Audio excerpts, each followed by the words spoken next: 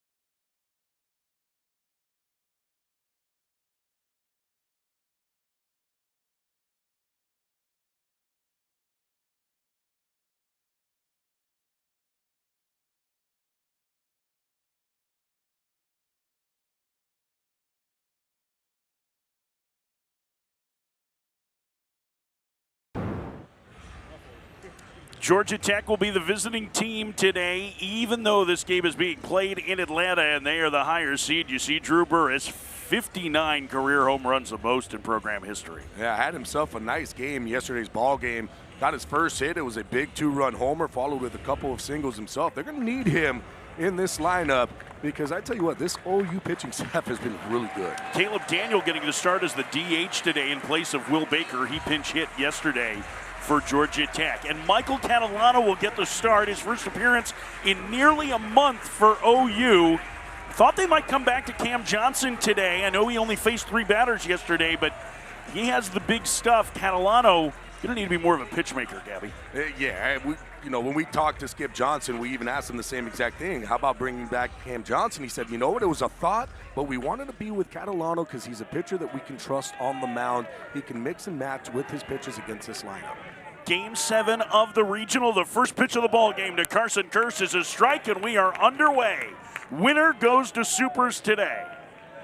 Carson Kearse, who has had a terrific season, the shortstop in the leadoff spot. 7 of the 9 guys with OPS is over 1,000 in the Georgia Tech lineup. The count 0-2. The thing that has stood out to this point to me, Gabby, about Oklahoma, as inconsistent as they were on the mound all season, is that they have pounded the strike zone. They've got big arms, too, and a lot of freshmen who are coming out and doing it big for them in this regional. 0-2 misses. And the count 1-2 to Kearse. Catalano, he's basically a 5-pitch pitcher. He has a 4-seam fastball, 91 and 94. Will throw a slider, has a curveball, a little bit of a cutter, will throw a changeup. Breaking ball, pop foul and out of play. Just from watching the video, looking at some of the data, it feels like Catalano's fastball has to be on. Yeah, it has to be on, and he's asked to be able to spot it. It's a pretty straight fastball out of hand. There's really no movement to it. So if he's able to hit his corners, he does like to stay down and away with that fastball. We've already seen a couple of those here in this at-bat. The 1-2. Kearse inside the bag at first, down the right field line and into the corner. Carson Kearse on his way to second, and a leadoff double for Georgia Tech at the top of the first.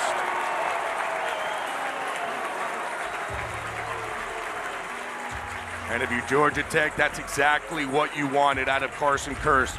All of a sudden, to get the energy in this crowd going. We talked about the fastball and about it being down in the zone. When it's up, it's very hittable. So you have to be careful if you're Catalano. You have to try to keep that ball down. Kearse does a really nice job of just getting there, getting the barrel to the baseball. And you can see he is pumped. A little Boogie Nights on us there. That was some Dirk Diggler action. Kicking the window down or the door down? I'm not sure. Like he shaped home plate. Here's Drew Burress, the all-time home run leader in Georgia Tech history. First pitch. Takes a breaking ball low. It's 1-0. Georgia Tech's offense historic this year. Best in the land. Led the nation in batting average, on-base, slugging percentage this year, and runs scored. Inside, 2-0. This is in all of Division I. They averaged just under 11 runs per game. They were held to 8 yesterday. If you can hold them under 10, that's your best chance. The pitching was actually better than I think most people anticipated this year, but their offense is real. Burress gets jammed and floats it into center. Jason Walk, the speedy center fielder, coming in to make the catch. And that's the first out. James Ramsey, the head coach for Georgia Tech in his first season. ACC Coach of the Year, former ACC Player of the Year for Mike Martin at Florida State. He was the recruiting coordinator and associate head coach that built this program under the great Danny Hall, who retired after last year. These are his players, even though it is his first year as a head coach, including this one, the transfer from Cal, Jaron Advincula. ACC batting champion takes a strike.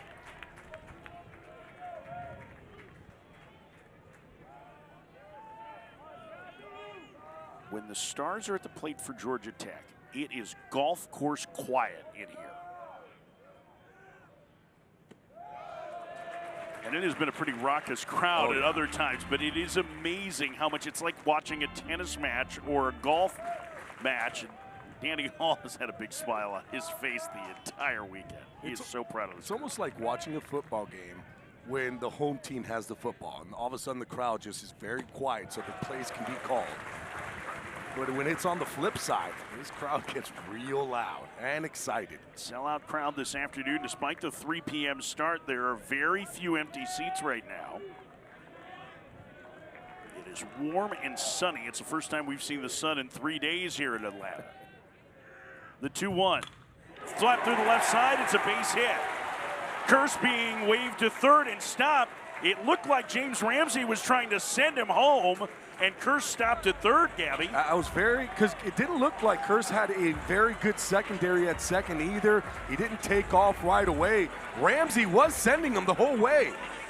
This ball hits, and almost like he stops, and then he starts to run again, and then he's looking, and then he decides to stop with Ramsey going. As a base runner, I like that he's picking it up, but you got to look at your third base coach and realize if he's sending you, you got to be going secondary too. You take your big secondary, you see where that defense is, you would have been able to have a better jump and be able to score on that. Brendan Brock, the left fielder for Oklahoma, is actually a catcher by trade and has a better caught stealing percentage than their regular catcher, Dayton LeChant. So I wonder if that was in Kearse's mind from the pregame scouting report.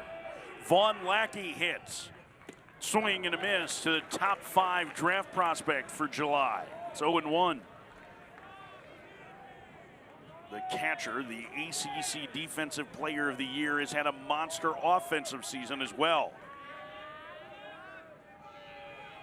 The 0-1 takes high and away, and the count 1-1. Yeah, Lackey in yesterday's ball game was quiet. Didn't really do much. He did get on base twice. He walked and got hit by a pitch. But he's one of those guys where all of a sudden when he hits a baseball, it's going to go a long way. And right now they're going to need him with man on first and third to do something special, because we saw what happens with this OU pitching staff. They can quiet a very good offense very quickly. 1-1 the count to Lackey. Kearse dancing down the line at third. The pitch. 2-1. This feels just like a huge moment for Georgia Tech. They had the lead big early yesterday, 8-2 before losing. But, that kid would like to see Drew Burress have the chains flapping to the breeze today. That's a cool shirt. 2-1. Lackey fouls it away, 2-2. This is the pair of home runs he hit in regional. Okay, watch this one. Yeah, that was I think gone. He knew it. And then this one, he definitely knew it. 456 on the first, 468 on the second. Those are the 2 longest home runs of the year for Georgia Tech. 2-2. Bouncer to short, that could be 2. Willits gives ground to second for 1. The relay to first, in time to get Lackey. A 6-4-3 double play, and Catalano gets out of the first. Georgia Tech had him at the corners with 1 out, but Catalano gets him to roll it up. Yeah, really nice job by Willits playing it back, getting it over to Branch, to Taki to finish the double play.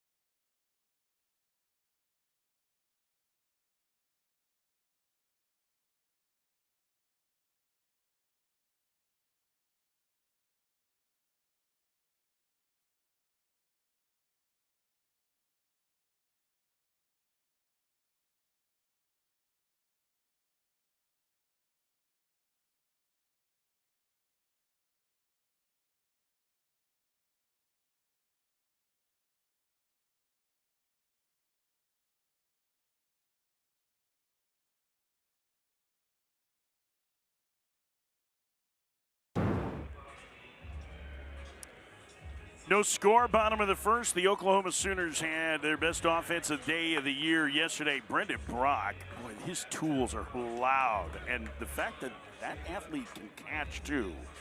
Really fun name to keep an eye on in July. He showed off the power in yesterday's ball game. 2 home run day really propelled OU in that ball game. Jump starter there, 8-run fourth inning that led to the comeback victory. Down 8-2 at the point. Carson Ballard is going to make the start for Georgia Tech. He started the opener against UIC in this regional, but threw just 59 pitches in 4 innings, and so they bring him back. Gabby, Ballard has a lot of pitches that he throws for strikes. The biggest thing is, how is Georgia Tech going to piece this together? Because they have not used their relief ace, Mason Patel, at all in this regional. Yeah, you're going to see Mason Patel here at some point in this ball game. For me, it's going to be how long Ballard can go. You talked about it. Throws a lot of strikes. He's only walked 16 guys in 45 2/3 innings of work. So he's going to be around the strike zone. Remember, too, this OU offense, they're chaotic. They're going to go out there. It's going to be a lot of bunts. They're trying to get on base. They're trying to steal. Ballard is going to have to do a good job of making his pitches and making sure that he's able to control the running game.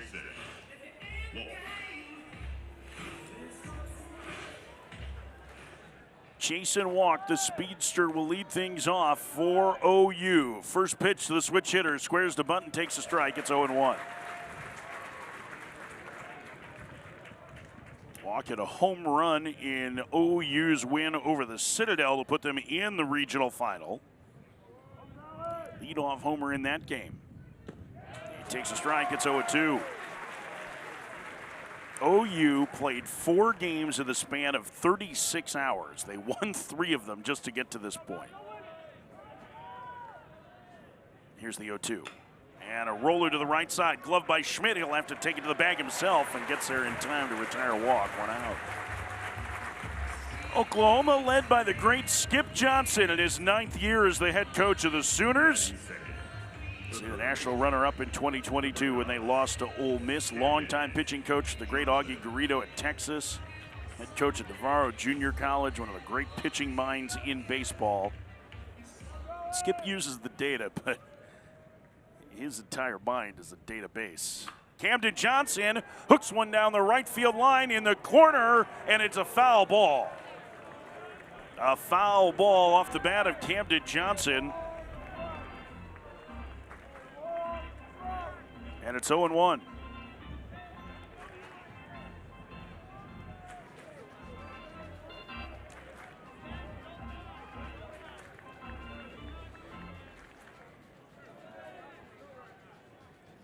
And we welcome you to the McNeese Baseball Park in Atlanta, Georgia, on the campus of the Georgia Institute of Technology for this Game 7. We thank those of you who have been watching. St. John's advance to their first Super Regional since 2012 by defeating Florida State today. Here, the number 2 overall seed, Georgia Tech, is trying to get to their first Super in 20 years, and the Oklahoma Sooners yesterday, with a big comeback down 8-2, beat them 15-8 to force this Game 7. Gabby Sanchez, Mike Farron with you. Gabby, it was an incredible game up until OU extended things in the 8th inning last night. It was something that we've been waiting for because we always hear about this OU chaotic kind of style of offense, and we finally saw it in that 4th inning. They also used the long ball, hitting 3 home runs in that 4th to put up 8 runs in that ball game. The 2-2 to Camden Johnson, the third baseman to the left side. That's the third baseman, Ryan Zuckerman, and a rare miscue for one of the top defenders in the conference and in the country. An error on Zuckerman. Here's what happened in the 4th inning. Down 8-2 to Georgia Tech. Brendan Brock started with a home run, and then Dayton LaChance is the one who had the big blow. Yeah, big blows, a grand slam, opposite way. Trey Gamble, well, he decided to join the home run party, hitting one on his own.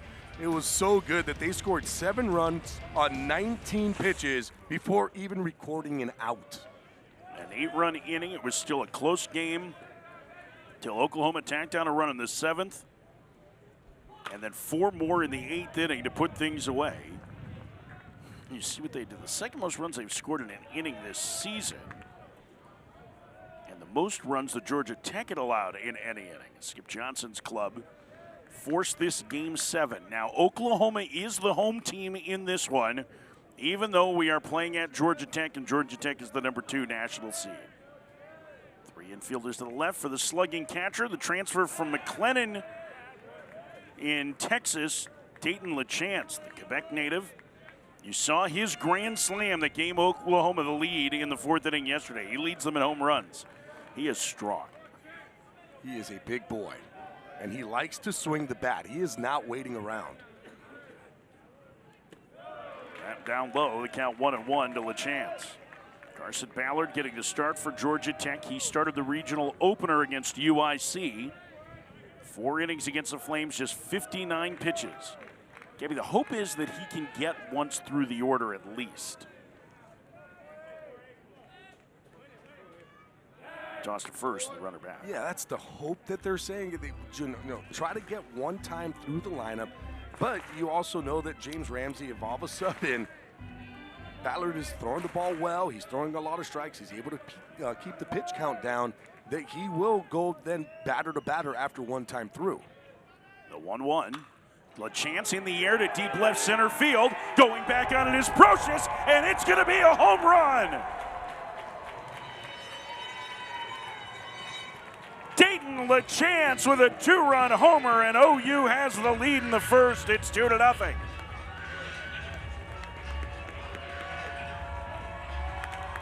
Boy, Dayton LaChance with his 14th home run of the season did not miss any bit of that fastball.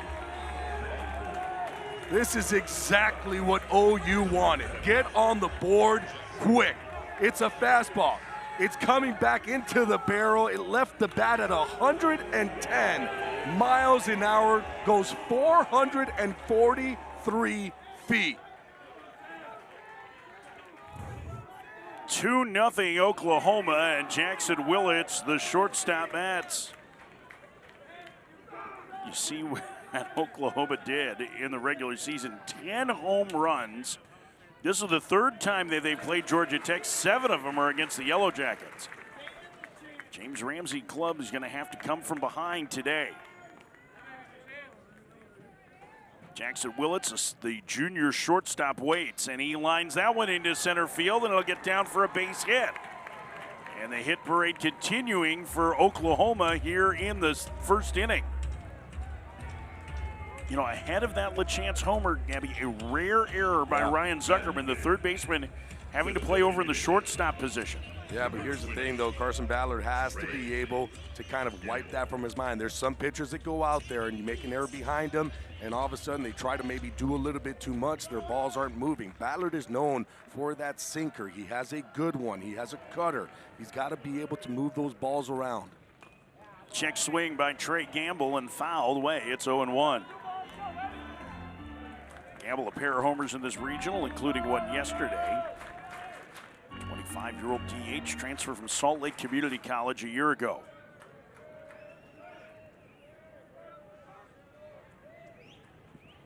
Outside, 1-1.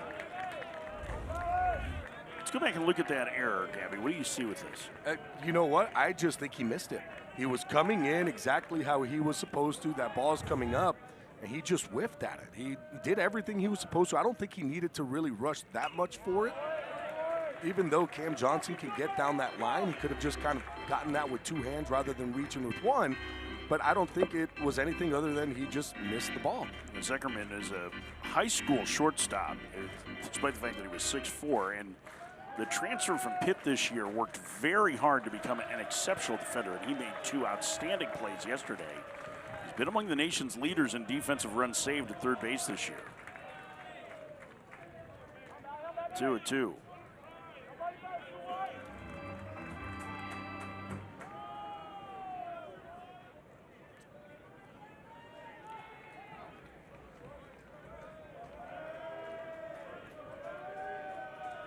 The 2-2. Lined into right field. It's another base hit. Willits will stop at second. And Oklahoma putting together a big rally here in the first. And right now, Oklahoma is just all over Ballard. Every single one of these pitches are left either middle or up. He has to be able to get these pitches down because Oklahoma is not missing any barrels at this moment. Brendan Brock, a pair of home runs yesterday in the Game 6 win. Bouncer foul, it's 0-1. Ballard is not a big ground ball guy in general, and especially not against righties. Of course, then again, Catalano wasn't either. Right. He gave a ridiculous amount of fly balls to right-handers during the season. He got a huge double play to get out of the first for Oklahoma. He's able to get righties to hit the ball on the ground when he's throwing the sinker into him. And he does here. The short. Advincula to first, not in time. Just too far to go, I think, on the throw from Kearse, and Advincula couldn't get much on it on the pivot. Not only that either, Brock can move it down that first base line. Here's the ground ball to Kearse. Does a nice job of getting there and getting it out of his glove quickly. Advincula gets it out, throws over to first, but to me, this is just, Brendan Brock is just really fast getting down that line. He might be a catcher, but he's athletic enough to play left field. He can play catcher. He can fly around those bases. It's a good point. He does have 26 stolen bases on the year, 29 attempts. Desan Harris can also fly. He fouls the first pitch back. It's 0-1. That's one of the things that we've seen with this OU offense. Every single one of these guys can pick them up and put them down that first base line. The ground ball was hit 100 miles an hour short. It was hit hard. 0-1 to Harris. The speedster waits and takes outside. Count 1-1. Desan Harris had a huge base running play in the 8-run fourth inning we've been talking about on an infield single. Off the bat of Dayton Taki, the ball, nobody was covering third base with an overshift on, and he raced to the bag. And that was one of those moments where it felt like the momentum was really building for Oklahoma, and they kept capitalizing and capitalizing all inning long. Well, it kind of looked like what we're seeing in this inning, where every single ball was just hit well. They were stinging baseballs, not swinging outside of the zone, using their speed. Down and in, the count 3-1 to Harris. Turning into a long first inning for Ballard already at 25 pitches.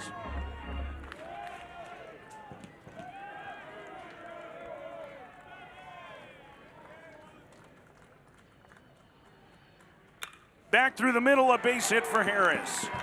Willett scores. It's 3-0 OU in the first.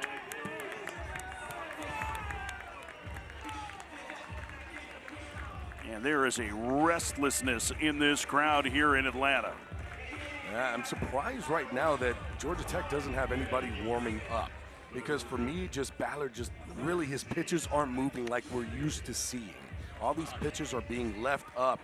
And right now, Oklahoma, they're feeling it. They're hot. Everybody in that lineup is wanting to get a bat. And this is really smart here by Matt Taylor to go out, one, to stop momentum, right? And then to go talk to your pitcher and see what's going on and give him a little bit of a breather. Matt Taylor, hired last year as a pitching coach for Georgia Tech. He has been a big difference maker for their pitching staff. Came out of the Braves organization and then at Georgia State before coming here. He is a really bright, data-driven pitching mind.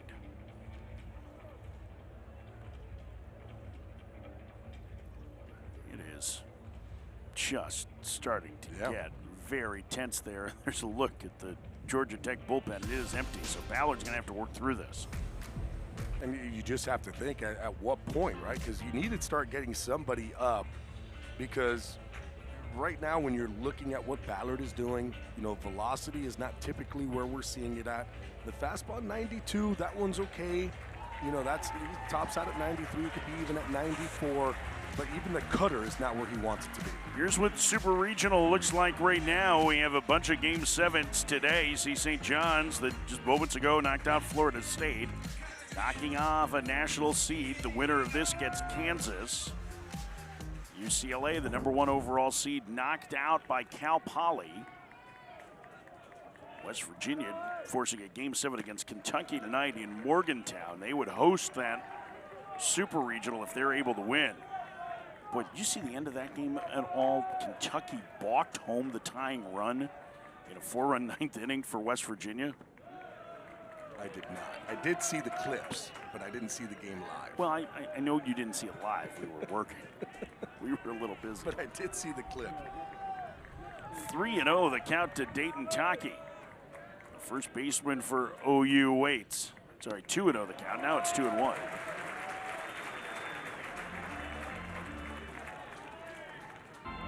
Here's Dayton Taki's mom. He's brought back out some of the personalized shirts. Here's Gilpin. She's one of the big stars of this regional. She's got a lot of response from home. She's been into every pitch. I can't believe she's sitting down. She's usually pacing right above the dugout, but she's feeling comfortable right now. Must be a 3-run first that did it. Taki bounces it foul. This could be Dayton's final games as a baseball player, so she is living every moment of it. And now the fans getting to the feet trying to encourage Ballard to get through this lengthy first inning.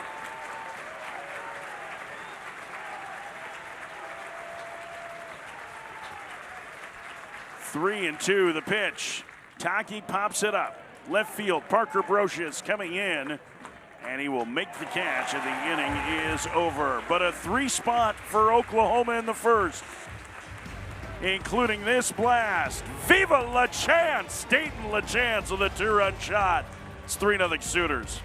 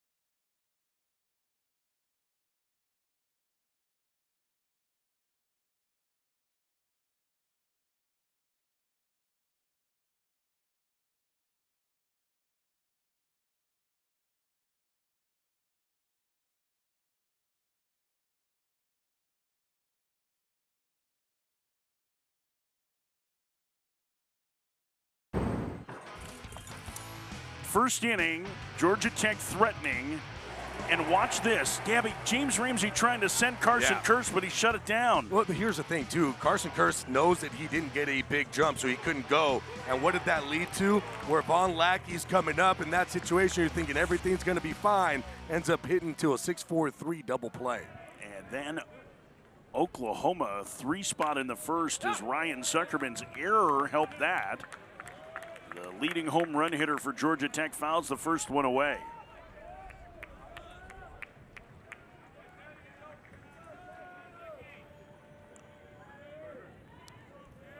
Here's the 0-1. Fouled away. And the count another get 2.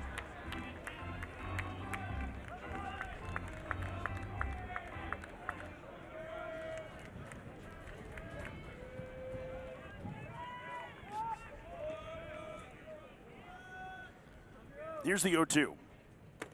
Upstairs, the count 1-2.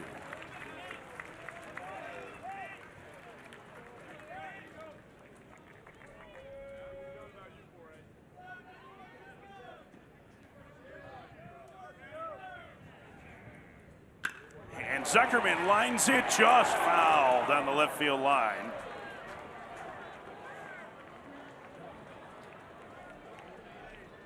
Nearly a double for the third baseman. How close is it? Ooh. Not very far away from being a double down that left field line. Now for me, this is a huge one for Catalano. needs to have that shutdown inning for OU. For Georgia Tech, it's another big inning for them too, because it's almost like, hey, we got to get something going. Because when you kind of look at it for Georgia Tech, from the 4th inning on, they didn't have really that offense going. And then all of a sudden in that 1st inning, looked like they were starting to get something going, and a double play got them out of it. It just feels like right now all the breaks are going Oklahoma's way. Zuckerman fouls it away. And we saw that, right? They struggled with men in scoring position over the first 2 games. Yesterday they had a big day offensively, right? The pitching was very good. And you keep riding those breaks as long as you can. When it flips, if it flips, it tends to flip hard. And that's kind of what happened to Georgia Tech yesterday. Here's the 2-2. Swing and a miss. Zuckerman down on strikes. And the first strikeout for Catalano. That'll bring up Alex Hernandez, who has had a huge regional for Georgia Tech so far. This yesterday, his 4th home run of the regionals. He has knocked in 13 runs. Crazy to think too, because in the basically middle part of the season on, his numbers were going down. Got into regional, and all of a sudden, boy, he has picked it up. First pitch misses low to Hernandez. It's 1-0. Yes, he has been really stinging the ball all over this regional. I mean, even Buzz put his hands on that one. I don't believe him. Here's the 1-0. A strike on the inside corner. It's 1-1. Every pitch that Catalano's landing in the zone, it seems like his confidence is growing too. I mean, that's going to happen too when all of a sudden your offense is putting up the numbers that they've been putting up the last couple days. Scoring 3 runs in the first, you know that you just got to go out there and make sure that you're not just giving up free passes. On the ground is second. Kyle Branch will gobble it up and throw to first, 2 outs.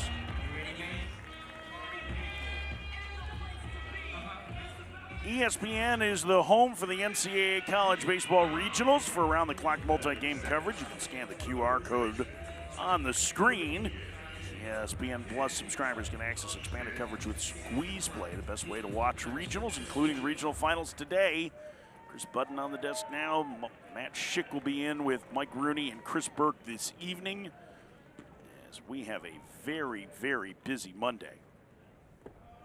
First pitch misses low to Kent Schmidt. Last year's ACC batting champion, transfer from Georgia Southern. This time early this year. Yesterday, flied out to the warning track and left twice. They were both good swings, and Schmidt feels like a guy maybe getting close to locking in. Down low, 2-0. Somebody at the bottom part of this lineup is going to have to for Georgia Tech. I mean, that's what we've been seeing all season long. That it doesn't matter where they are in the lineup, they're able to beat you. They're able to put the ball over the fence. And Schmidt in yesterday's ballgame, you talked about it. He had a couple balls out about 98, 99 miles an hour, opposite way. Just didn't have enough, but you could see that the swing is there, and he is just a tick off right now, trying to get right back on it. 2-1 the count.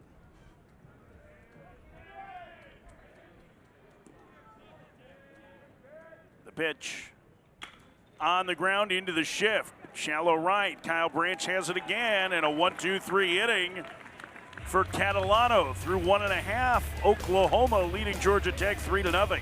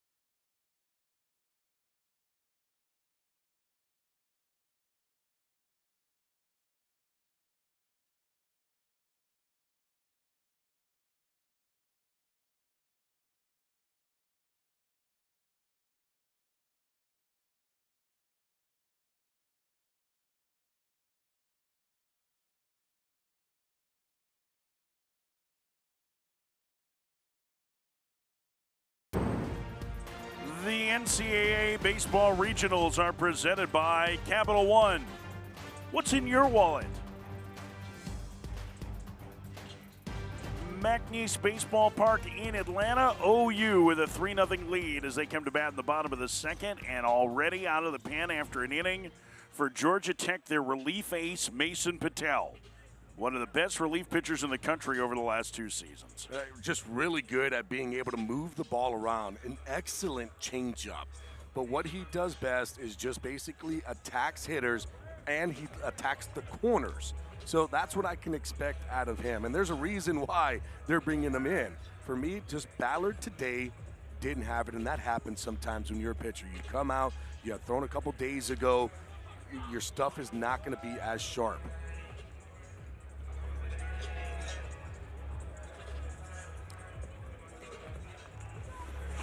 And this is what I'm talking about too with Ballard. Look where all these pitches are.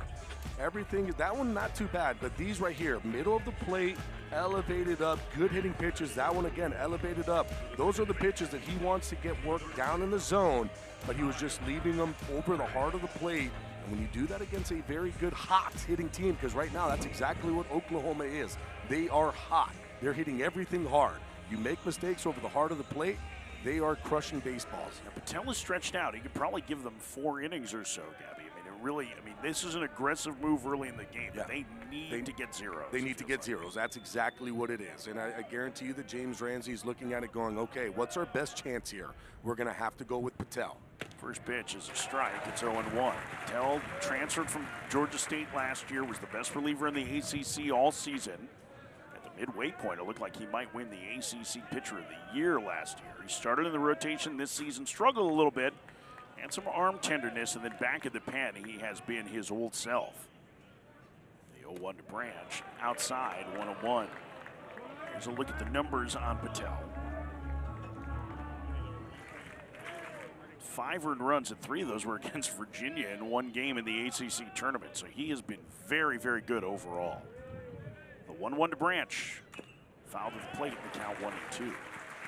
Patel came with Matt Taylor from Georgia State, the pitching coach for Georgia Tech. This is the first player he ever called as a recruit 7 years ago. He has a very special relationship with Patel. You see Matt Taylor there. And when he got the job here, he called Patel right away when Patel got in the portal and offered him an opportunity. And he gets a strikeout of Kyle Branch to start the second.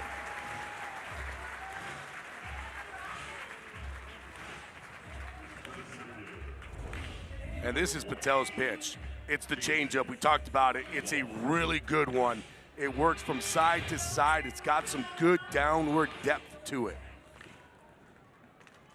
Those two, originally, Matt Taylor recruited Mason Patel by driving 3 hours on a Monday off day to come see him throw a bullpen. He was at high school at Knoxville. Fly ball to left. Brocious got turned around and now squares up to make the catch. 2 quick outs here in the second. And this is his superpower, I feel like, Gabby, for Patel, is he's calm. There's like, he can give up a fly ball to the warning track, and it's like, no problem, I got the next guy. It's that just calm demeanor, right? And it doesn't matter. He could give up a home run, and he's just like, give me the ball. That happens. It's baseball. And that's the thought process that he has, and which is one of the biggest reasons why he's done so well in his career.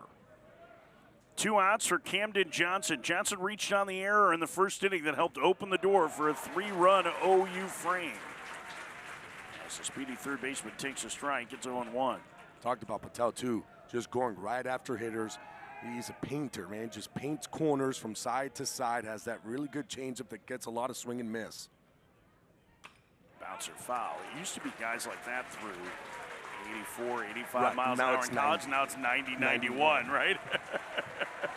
Those used to be like Saturday and Sunday starters. You know, guys who threw 91. Now those Saturday and Sunday starters are in the 4s and 5s.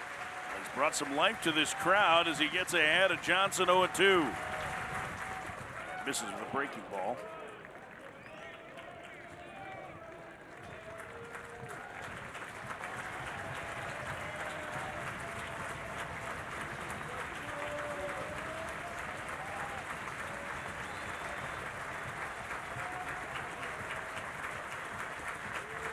Here comes the 1-2 to Johnson. Called strike 3, inning over. Mason Patel perfect in the second to the third. It's 3-0 Oklahoma, winner to Super Regionals.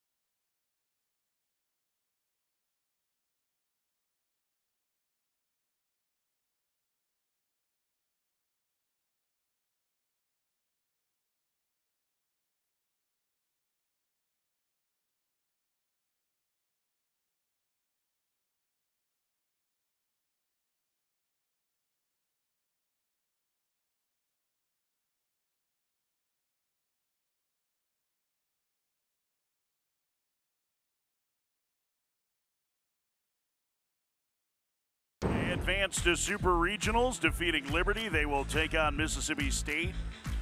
Not far from here in Athens. Their shortstop is Colby Branch, brother of Kyle Branch, the starting second baseman for OU.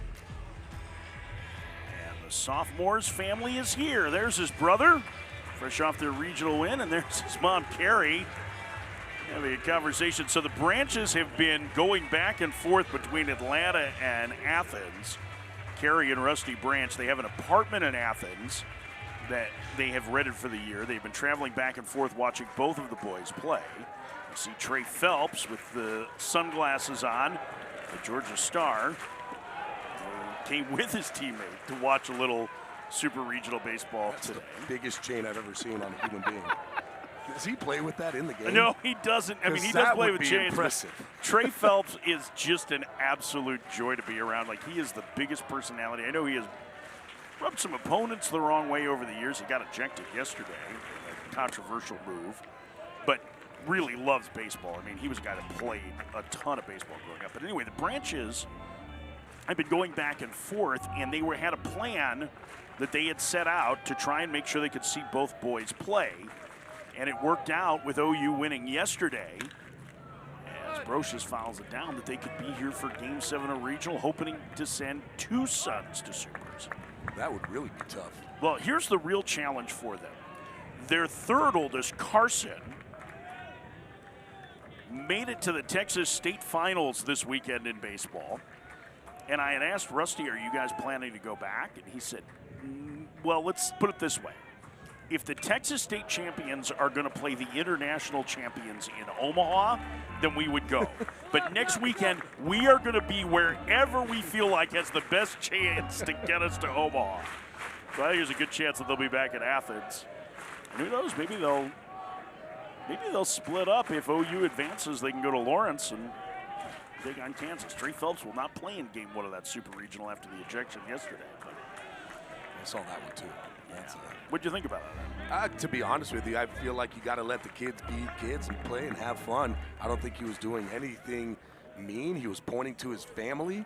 Yeah, but the Liberty players thought he was pointing at that. I get it, but for me, an umpire, you kind of have to look at the moment and see what's going on.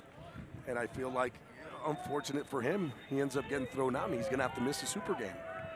Wes Johnson, his head coach, also ejected. I felt the same way you did. I think that listen, I was in Athens last year with most of our crew, and there was some heatedness after Georgia hit home runs. They play with a flair and I would say a confidence, right, that involves bat flipping and a lot of dancing around the bases. And Phelps' home run trot yesterday was pretty great. He was doing something at every base. He all but cartwheeled home. Down low, the count goes full to Parker Brocious. But I agree with you. I think it's like yesterday we saw a great example of it, right?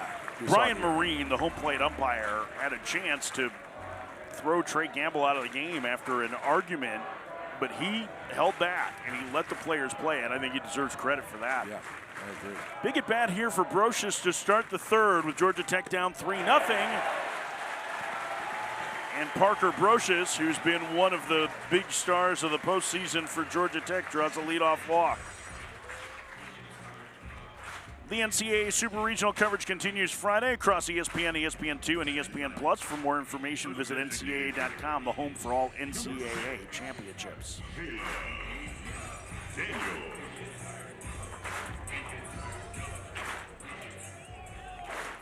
Caleb Daniel gets his first start of the postseason today. Appeared as a pinch hitter yesterday. The sophomore in the lineup in place of Will Baker. Pitch outside, 1-0.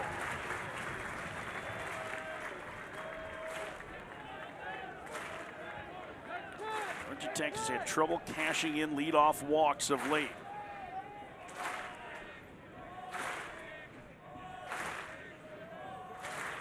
The 1-0. A strike, it's 1-1. Wow, that is incredible. Just 7 innings without a run. That's their longest streak of the season. Hey, that just goes to show how good this offense has been, and it really goes to show how good this Oklahoma pitching staff has been. Down to short. Willits will take it to the bag for one on to first to double play. But for a guy that does not get a ton of ground balls, Catalano has gotten a pair of huge ones, much to the delight of Kyle Branch's mom. 2 outs. Yeah, it really doesn't get that many ground balls except for the slider. This is the fastball. Really, that ball just beats Daniels to the spot. He jams him. Easy ground ball over to Willits. Says, I'll take it myself to second and throw over to Taki. 2 outs, nobody on for Carson Kearse. Kearse led off the game with a double and was stranded at third. So that's now 5 times in a row that Georgia Tech has had a leadoff walk in an inning, and they've failed to score them.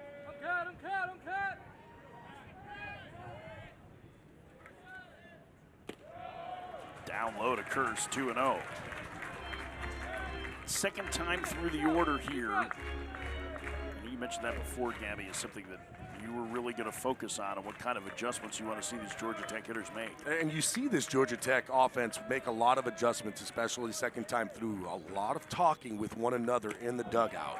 And even during at-bats, they'll kind of turn to each other, let them know exactly what it is that they're seeing in the dugout. Constantly talking about just, hey, this is what he has, this is what he's doing to me, what is he doing to you, this is how the fastball is moving. So it's going to be interesting to see how Catalano goes after them second time through. Inside, nearly hit Kearse, and a 2-out walk, and it'll bring up Burris.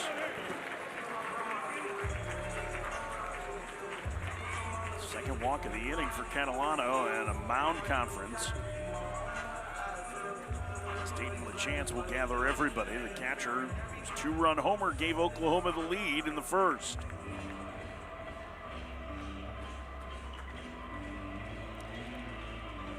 Drew Burris had his first hit of the regional yesterday, a 2-run shot to left. He's got a lot of fans here in the stands. The captain of this team. No one has hit more home runs in Georgia Tech history. They could use some sort of spark offensively. They're the best 2-strike hitting team in the country. They've been the best at knocking in runs with 2 outs. Burris takes the ball low, 1-0. One of the things that Burris has done here in this regional too is very good patience at the plate. He's going to swing hard. If he gets a pitch that he feels like he can handle, he's going to be swinging hard at it, but he hasn't been swinging out of the zone. Swing and a miss. There he swung hard. The count 1-1. Boy, I wish we had the bat speed on this thing. because he swings hard. I would say the bat speed is good. It's very good. I think to your point, though, more walks than strikeouts for the power hitter this year. And he swings and hits one high in the air to center field. Jason Walk going back. He's looking up. That ball is gone.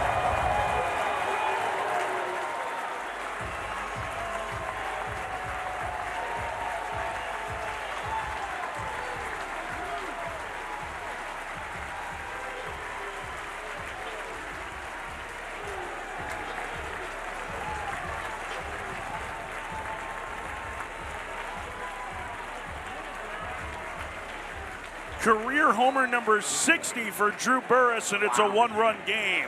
He hit that ball so hard and so high and so far. That ball left the bat at 113 miles an hour, 418 feet. First pitch to Advincula, and he lines that down the right field line. That's going to be a base hit. Harris over to cut it off. Advincula going for two. He's in there with a double. And this is how it goes for the Georgia Tech offense. Waiting for one big hit, looking for their big stud to do it, and boy, he delivered. And after that, it's just getting going. But we're going to take a look at this home run because of how hard and how high he hit it. Walk thought it was straight away. I want you to look at the flags, too, of where they're blowing to right field. Look where Walk is. He's over here at center field. He loses it completely. That ball actually ended up in right center field. That's how high it was, and that wind just kept on pushing it for the home run. Yeah, between the light tower and that green stanchion that you saw in that shot to the right of the batter's eye. But Skip Johnson heading out. That's what happens, though, with this Georgia Tech offense. It's like they're looking for that one big hit, and then all of a sudden, everybody starts to calm down just a little bit more, and they start playing their style of baseball. But here's the home run. We said, when he swings the bat, he is trying to create damage. It is hard. He wants to get the ball in the air. That's what he's looking for. The reaction of Nathaniel Coupe, number 19 there with like, oh my goodness. And then Advincula with the double into the right field corner. And it was quick too, not waiting around. Get a good pitch to hit, make sure you hit, and not only that, a hustle double.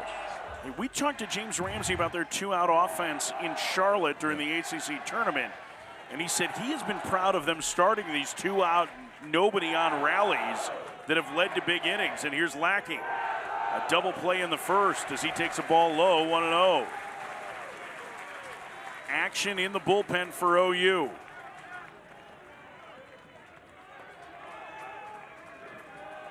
Tying run at second, 2 outs in the third.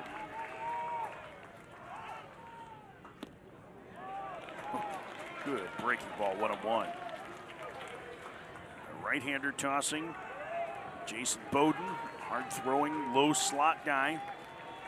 Saw him against Georgia Tech in the 1-0 game. The 1-1. Ripped on the ground. Nice play by Johnson, who tries to run it at Advincula, and he got him. Ramsey trying to decide if he wants to challenge. A bit of a tough break, and is Advincula okay? It appears he is. What do you got on this, Kevin? I got Cam Johnson somehow making a play here. He was going to come up, but he's just so athletic. That's very close, but he got him out. 3-2 OU as we head to the bottom of the third.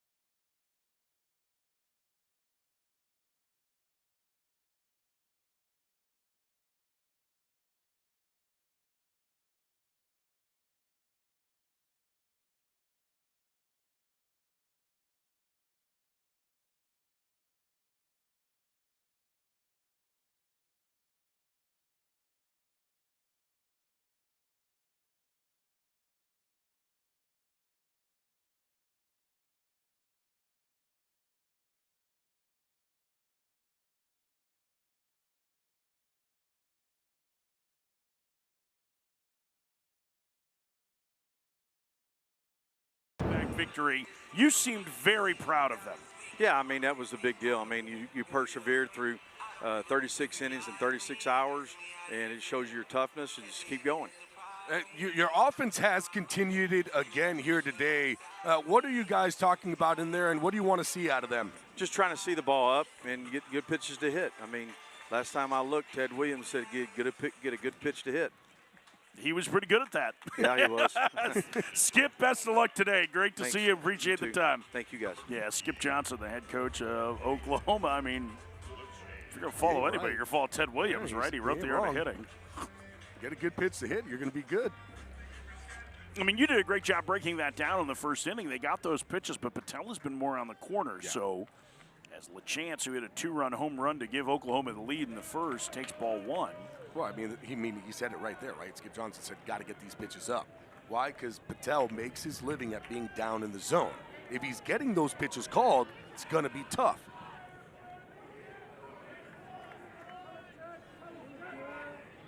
Mason Patel, the relief ace for Georgia Tech into the game. Last inning, misses away. It's 2-0. Here's how Oklahoma got the scoring started. Wow, that ball was launched. That is a big man with a bat, and boy, when he makes contact, it can go a long way. Chance ahead 2-0. And he rolls into the shift. Carson Kearse, the shortstop, will throw him out. Leadoff man gone in the third for OU. All right, so we heard from Skip Johnson get the ball up, right? And there were a lot of pitches over the middle of the plate in the first. Mason Patel is a guy that dots the corners. So take me inside a hitter's mindset for when you have a guy who has command like that and what the give and take is that you're looking for. Well, at that point now you have to basically give a side of the plate, right? So it's either you're going to give in or you're going to give away. Against Patel, for me, any hitter, I'm going to look to attack away and I'm going to give him in. Then you're going to have to really think about getting underneath those pitches, especially if they're being called, right? If they're not being called, if Derek Mollick behind home plate is not calling those pitches, then you're fine. Then you're just saying, hey, I'm going to raise it up. But if he's getting those pitches called at the bottom of the zone, now you have to make that adjustment as a hitter. So first I'm going to go up there and say, okay, is he calling them? If he is, okay, I have to make an adjustment now. I have to try to think about trying to get underneath these balls to be able to get them in the air. Jackson Willits behind 0-2.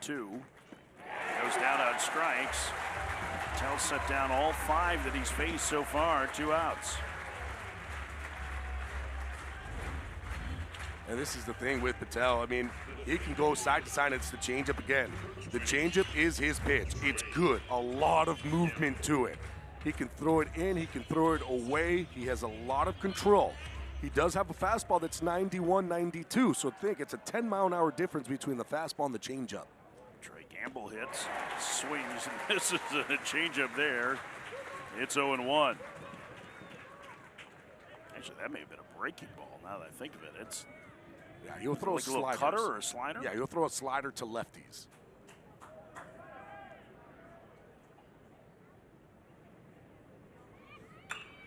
Gamble in the air to left center field, going back on it at Burris. He's got plenty of room shy of the track. Mason Patel has settled things down for Georgia Tech. He set down 6 in a row. Oklahoma leads 3-2 in this winner-take-all regional final.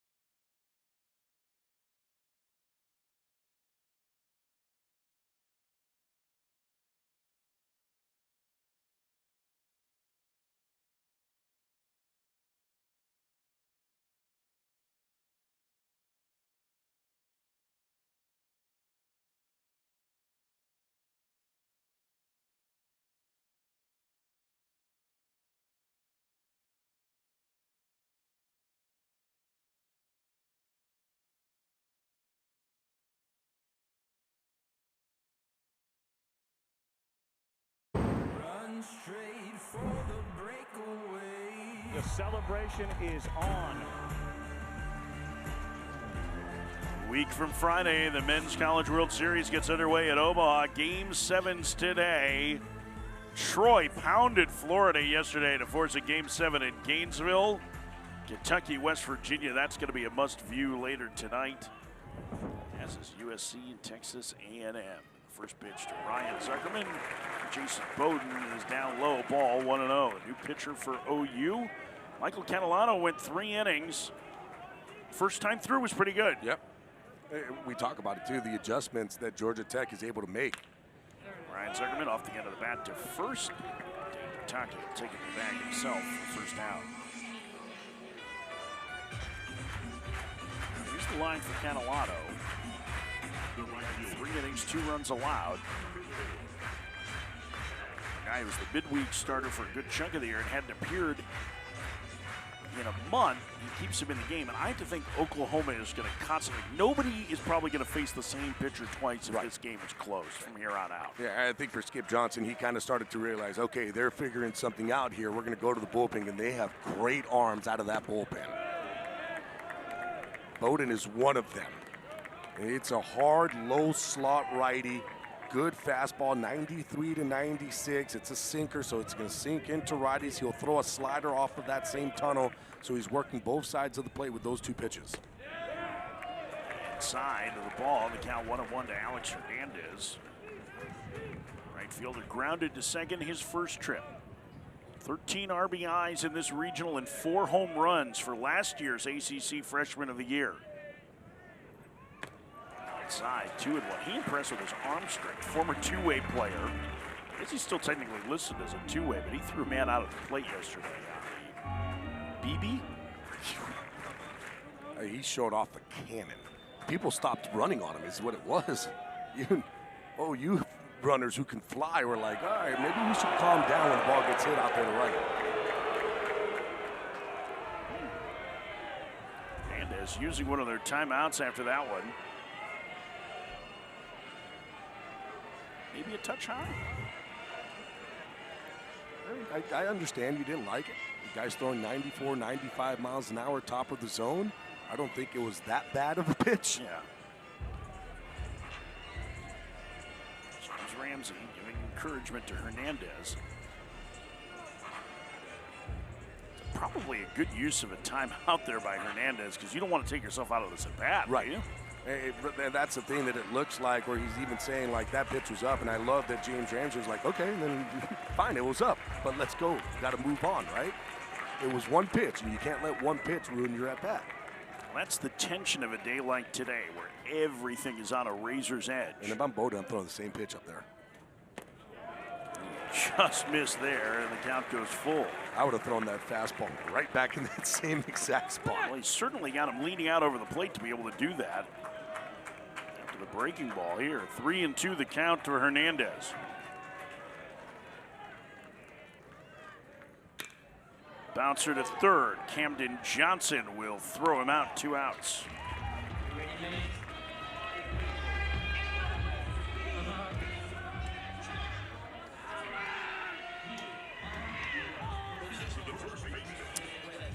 Kent Schmidt will hit.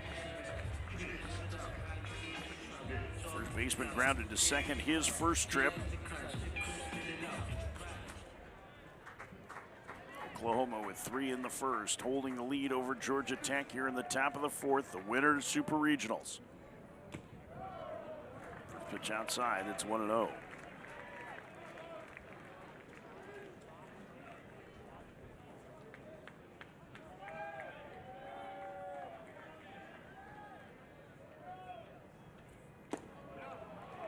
I'm not sure that I've ever heard another baseball park as intensely quiet as this one gets on every pitch. Like this feels like home run race stuff, like when Judge was chasing 60, or like McGuire Sosa when there's a hush. He's trying to build up that excitement. But yeah, I mean, it's crazy how all of a sudden when Georgia Tech is hitting, I mean, this place is packed. Standing room only. Everybody's into this ball game.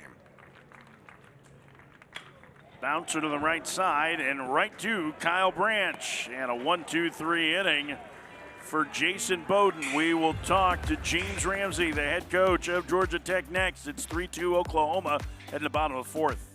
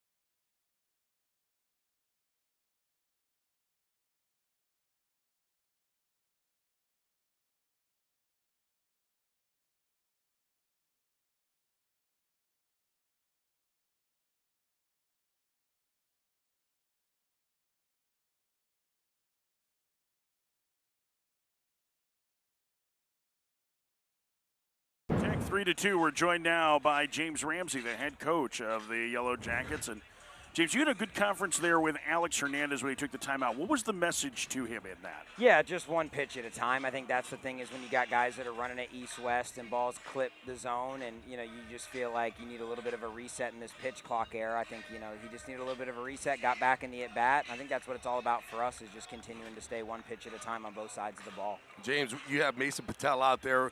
Probably didn't want to bring him in that early, but what can we expect out of him? Is it going to be just go until he can't? Yeah, he's going to go all the way, man. I think, if he goes the rest of the game, I wouldn't be shocked. If we got to go to get somebody else, we trust the guys that are down there as well.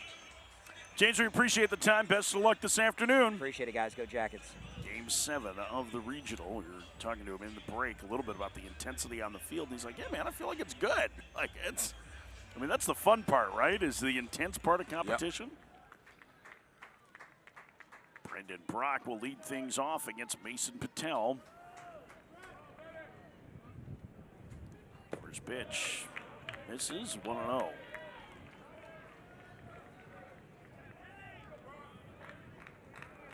Georgia Tech has not been out of a regional since 2006. That was their last Omaha appearance. I have to think that there's a fair amount of pressure on this team right now. Oh. An immense amount of pressure on this team. And that's the thing, too, when you have a team that basically the whole entire year has led every single D1 team in offensive categories all over the place with power, and you see it, and they have two guys in their lineup that are potential top 10 picks in the MLB draft. They have other guys that are probably going to be first-rounders themselves. The pressure is there. It's just, what are you going to do with it? How are you able to use that pressure to excel? Hot shot to first, gloved by Schmidt. He'll take it to the bag. One out.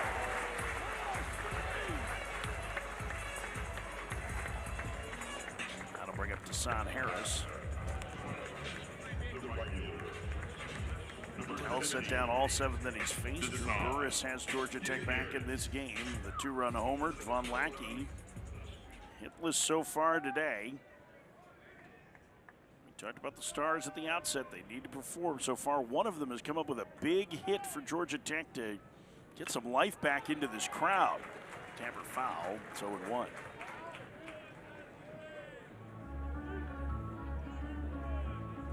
Harris has been a really impressive player in this regional, hasn't he? It's fun to see a guy that can run, but then also has a little bit of pop in that bat, too. And a bunt, and Lackey, what a play defensively, 2 outs. Oh my goodness, the way he sprung out of that crouch, that was incredible. They talk about athleticism, well, here it is. This is one of the reasons why he probably will be in that top 5 pick, able to go out there like a cat, quickly getting that ball in fair territory and getting over to first, because we talked about Harris, he can absolutely fly. But look how he's able to get that ball, quickly get it over to first. There was one knee down, and he gets up like that. I mean, Jeez. And not only that, too, as he's catching that ball, bringing it into like fair territory to show that's a fair ball. I mean, listen, Georgia Tech's people will tell you he might be our best shortstop, so just a special talent. The 0-1 to Dayton Taki upstairs, 1-1. We were talking to the coaches from the other teams, and unprovoked, everybody has brought up Von Lackey, and it's been, that guy's really good. One coach here in this tournament said that might be the best catcher I've ever seen in college. 1-2. Not long. I mean, the athleticism, bat-to-ball skills, the power, the arm strength. I mean, he has it all. And usually you don't really say like, oh, that catcher's a 5-tool player. This catcher's a 5-tool player. Taki hooks one down the right field line in the corner, and it's foul.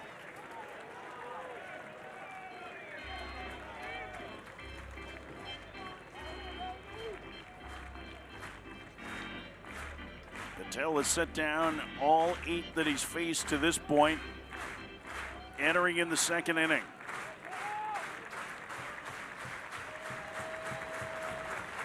The 1-2. Just missed. Very good call by Mullen.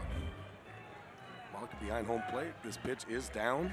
Lackey does a good job of receiving, so everybody thinks that it's a strike, but he's able to get that pitch and bring it up. 2-2. And the count is full.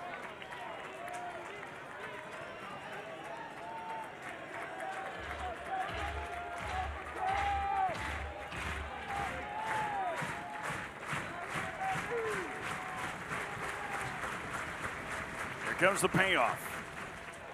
Down low, ball 4, and Taki works a 2-out walk. That's a heck of an at-bat for Taki. First base runner allowed by Patel.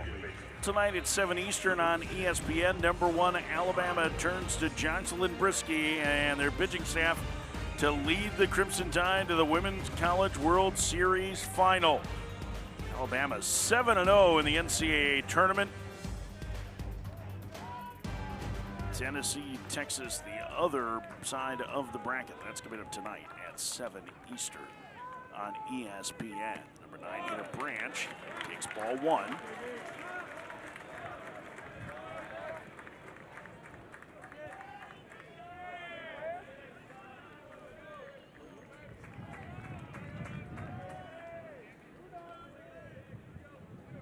Here's the set. One misses high, the count 2-0 after setting down the first 8. Now all of a sudden the plate's starting to jump around a little bit on Mason Patel. And Branch has just 3 homers in the year. He's at a great hitter's count here. He's going to be looking for that fastball. Patel does like throwing his changeup though when he's behind in counts. 3-0. He's not feeling it. The last thing that you want to do if you're Mason Patel, one, you look at the pitch count at 33, which he's actually right where he needs to be. But the longer that this inning goes, the more it's going to favor Oklahoma. And you're Oklahoma right here in this situation. You're going to go ahead and you're going to take a pitch. You want him to throw.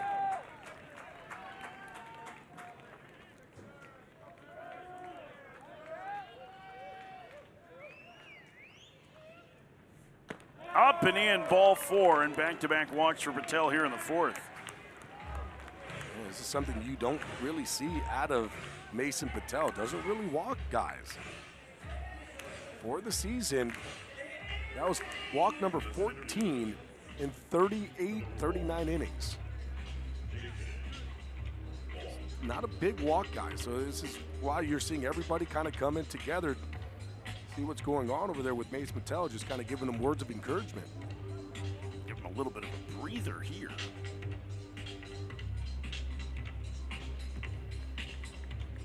Big spot for Oklahoma. Remember, Georgia Tech put together a 2-out, nobody on rally to get back in this game with the Burris homer in the 3rd, and now an opportunity for OU to get a 2-out base hit. See what they've done since the beginning of yesterday with men in scoring position. They've been outstanding. Jason Walk had a base hit through the hole in the left side. Did not going to run yesterday. And he takes the ball 1-0. There you see that hole between short and third is where Walk had a base hit yesterday. And so you got to be very careful with the location here. Yeah, he did it with the slash. Showed the bunt, brought it back, and hit it right into that area. Strike. And count 1-1.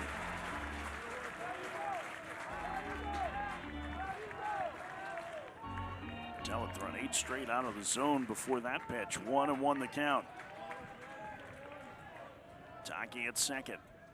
Does not have blazing speed. Branch runs well at first. The pitch. Into center field, coming on Burris. He'll make the head-high catch, and the inning is over. Oklahoma threatens, but they leave a pair. To the 5th we go. OU leading Georgia Tech 3-2, winner to Supers.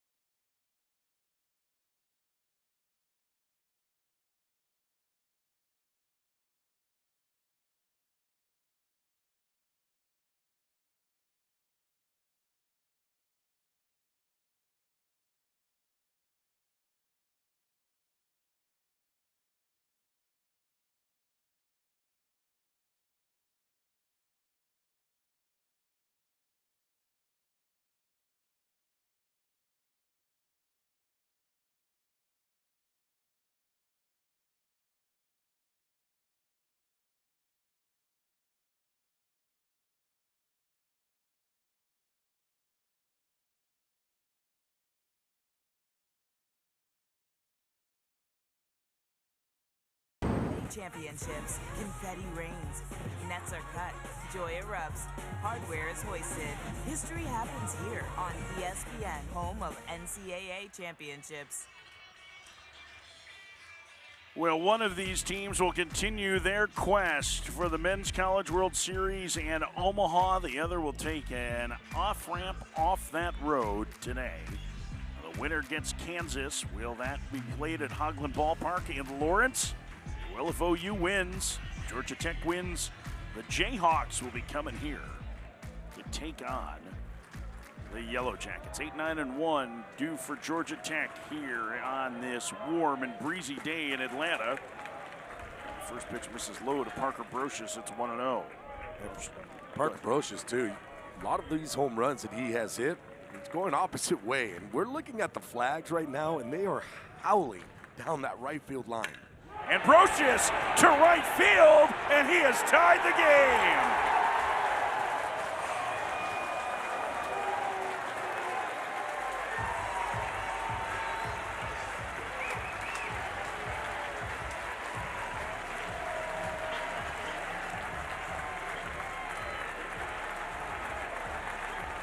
Parker Brocious, his 10th home run since graduating on May 8th. And a big one. Well, he talked about it. He likes going opposite field for the home run. And boy, he hit another one. Lets it get deep, shows off the opposite field power to tie this ball game up. Well, the only thing that can stop the fans here in Atlanta from chanting Parker Brocious is Caleb Daniels walk-up music. And they've gone back-to-back. And Georgia Tech has the lead.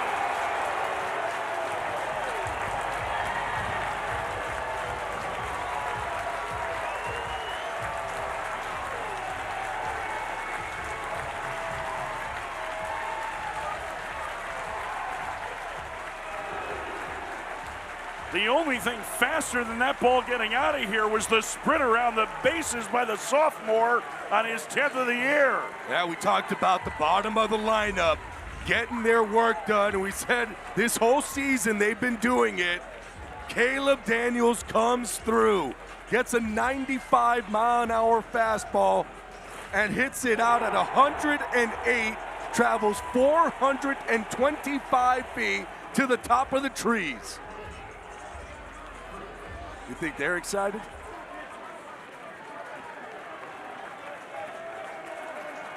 High fives all around and some life breathed into this ballpark, and has to be a huge tension release for Georgia Tech. I mean, since the 4th inning of yesterday, they have been battling and battling and battling to get back into ball games, and now they've taken the lead here in the 5th.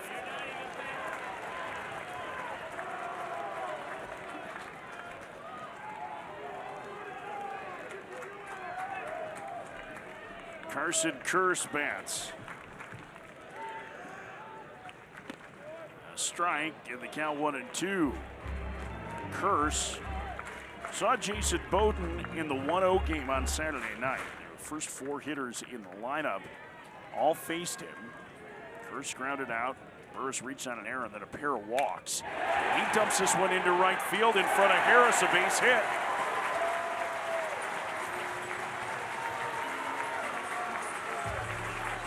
Even with that 7-inning slump that they had where they didn't score a run, this is what their offense has done through 3.5 games. I mean, we talked about it. They've got a really good lineup, top to bottom. They can hit homers. They like this ballpark. They love the crowd that's behind them. And remember, about half of those runs scored, the hits, the homers, were all against UIC in the first game, but still, an average more than 8 runs a game to this boy. There's Burris. He's already homered once. Pitch outside, 1-0. And this is what we've seen when Georgia Tech gets going too, Gabby. It happens quick. It's homer, single, and generally in a span of 15 or 20 pitches, the number is very crooked on the scoreboard. So now Bowden is going to have to find a way to settle this down for OU. Strike, and it's 1-1. Hey, here's the thing, too. Bowden's a tough pitcher to face. I mean, his stuff's moving all over the place. He's got 95, 96 in the bag, has a very good slider playing off of it. It's not like they're doing it against somebody who can't throw. 1-2 count as that fastball came back to the corner against Burris. And this is where Bowden does need to kind of just settle in. Understand, hey, look, this is a park where the ball's going to fly out. They've noticed that, and it's helped them. It gets away from LaChance, and Curse in scoring position with nobody out in the 5th. A passed ball on Dayton LaChance.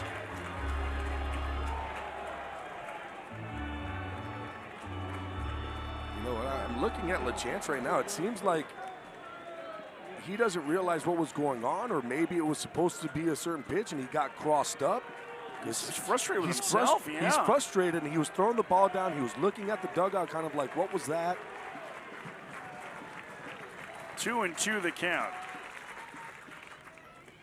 Way outside, and the count goes full.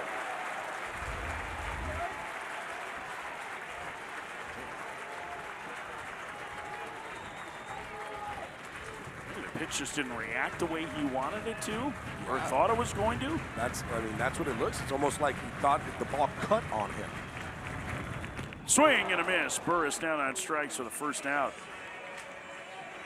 Huge pitch from Bowden for a big first out. Yeah, this is what you talk about right now. If you're Bowden, it's about settling in, understanding, okay, that happened quick. Now can't afford to lose another one, and just going right after Drew Burris. That's just power against power. Stopped him from stomping on the bleachers. Jared Vincula 2 for 2. A single and a double for the second baseman. Popped up, foul territory, third base side, out of play. Oh, come on.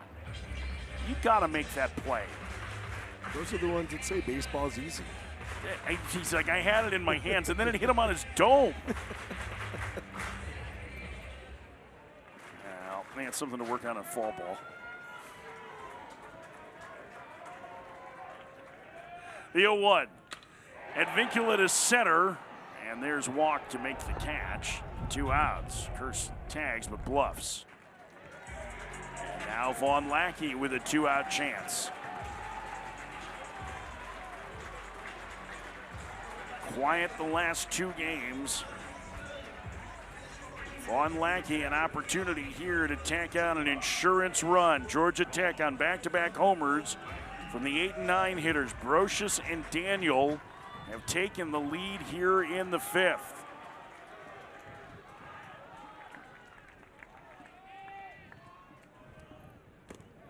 Strike with a breaking ball. It's 0-1.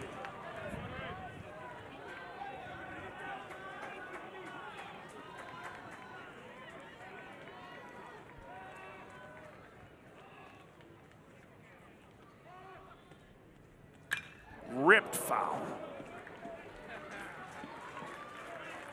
He's starting to feel it, though, because that last at-bat that he grounded out to third left his bat at 106 miles an hour, I believe is what it was. So he's starting back to getting the barrel to baseball.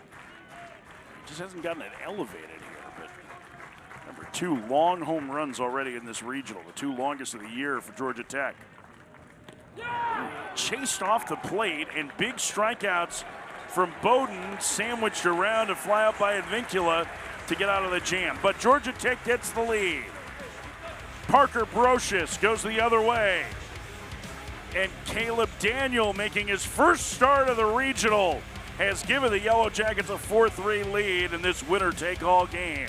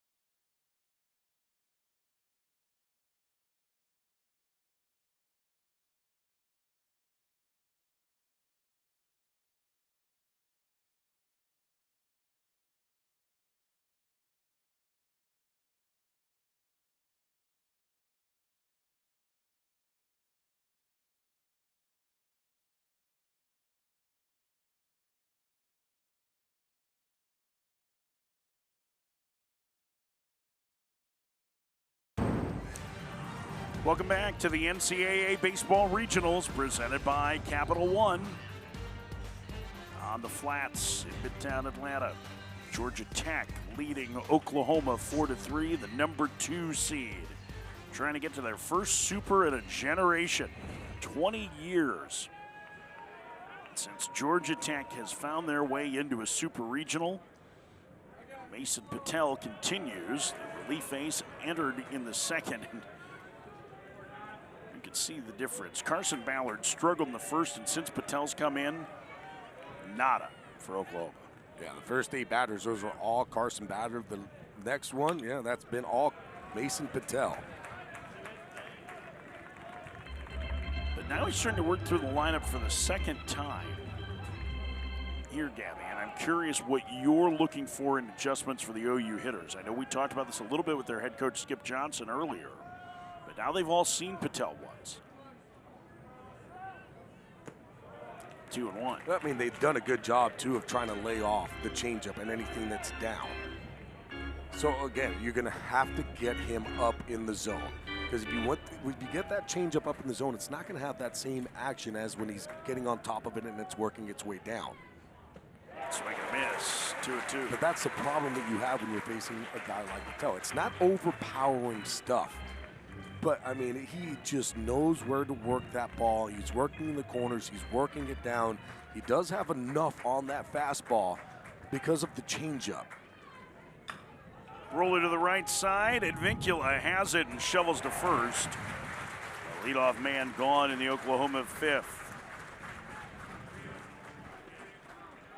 That brings up the biggest power threat in the OU lineup, Dayton LaChance. LaChance gave OU a 2-0 lead in the first with a long 2-run home run off the video board in left center field. You could shortchanging it because he went over it. I'm sorry, went over it. A long home run over the video board. ESPNU regrets the error. I mean, that's the second ball that we've seen hit in this regional to go over that scoreboard, and that's not a small scoreboard either. I mean, it was not quite as far as Fond du Lac, but it was close. It was close. Here's the 0-1. Outside, 1-1. I think they could get that scoreboard to explode on home runs. That'd be cool. The fireworks shooting off. That would be expensive at this ballpark.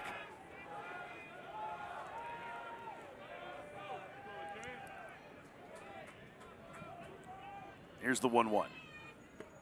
Down low, 2-1. I don't understand why exploding scoreboards never came into vogue. The White Sox have done it for 50 years. Do you think we could have one here? You know, when they start investing and renovating, which they want to do at this place, they can add fireworks to it. Yeah. Probably a good year not to do it. Their budget would have been. It would. Bankrupted the athletic department with all the home runs they had. They would have had to be passing the hat around the fans.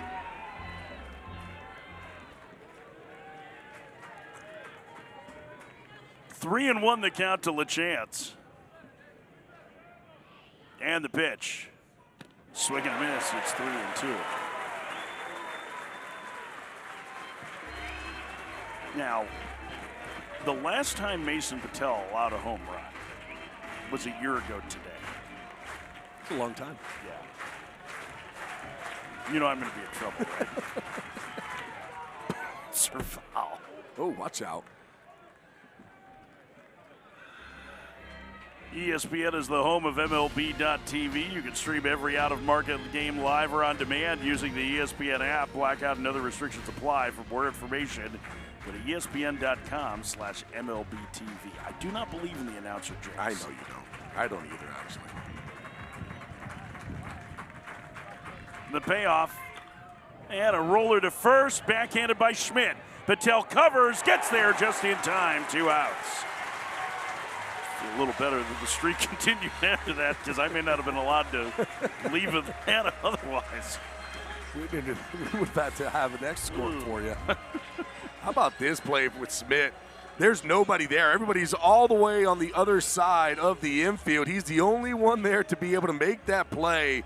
Patel, too, good job getting over there, making sure he's able to get that ball and tag first base. 2 outs for Jackson Willits, the switch-hitting shortstop, 3-year starter, son of their associate head coach, former big leaguer Reggie Willits. Older brother of the number 1 overall pick last year of the Washington Nationals, Eli Willits. What have you thought of Jackson Willits now you've hit 5 games to see him? It's like you told me. He is just a really good, well-rounded baseball player. He's a guy that the numbers just don't do justice to, I don't think. But he has swung the bat a lot better here in this regional. I've been seeing a lot of hard contact out. He hit a home run in this regional as well. Well, you know, he and his wife just had a baby on March 30th, which means he's probably getting more sleep on the road. So that went low, the count 2-1. I also am uncomfortable with the idea of Reggie Willits being a grandfather, just because his brother Eli off to a very good start in Fredericksburg. And A-ball hitting .290 with 4 homers. The 2-1 fouled away. I remember our good friend Aaron Fitt from D1 Baseball is here today covering this, and he saw Oklahoma play in the fall when Jackson was a freshman, so 3 years ago, Eli was still in high school. And Eli was playing shortstop, and Aaron was like, well, who's that recruit? I don't know anything about him. Didn't realize that he was like a sophomore in high school still. He's a 15-year-old out there. The 2-2. Jackson Willits to center field and deep. Going back on it is Burris. Still going back. He's to the fence. He leaps. He's got it. Inning over. He was staying in the yard, but Burris with a flash of style to end the fifth. Drew Burris with the leap, the kiss. And we head to the sixth. Georgia Tech leading by a run.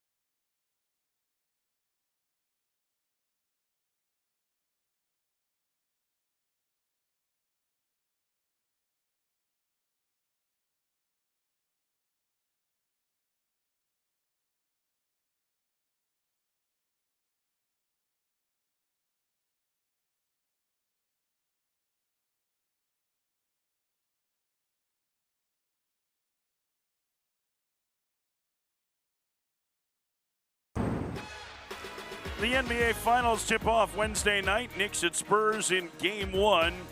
Coverage starts at 8:30 Eastern on ABC. You can see the finals live on the ESPN app. Good rebounding position there for Drew Burris. Be a great basketball coach. Just stomp on the floor and say, box out! Box out. Box out! Use your body.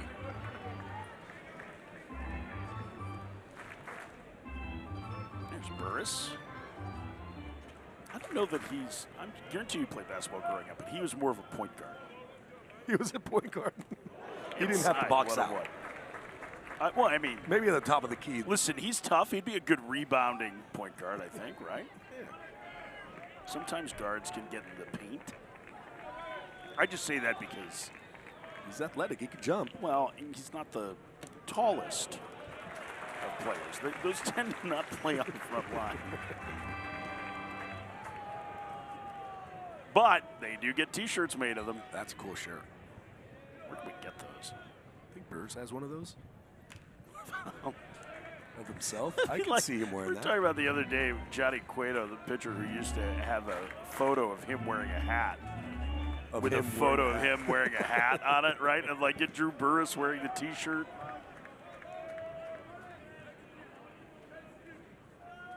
The 2-2. And the count full to Ryan Zuckerman. Leading home run hitter for Georgia Tech starts the sixth. They have a 4-3 lead, winner-take-all game. Good recovery in the last half inning by Jason Bowden after giving up back-to-back home runs. They get the next three hitters, and Zuckerman called out on strikes. A delayed call by our home plate umpire, Derek Mollica.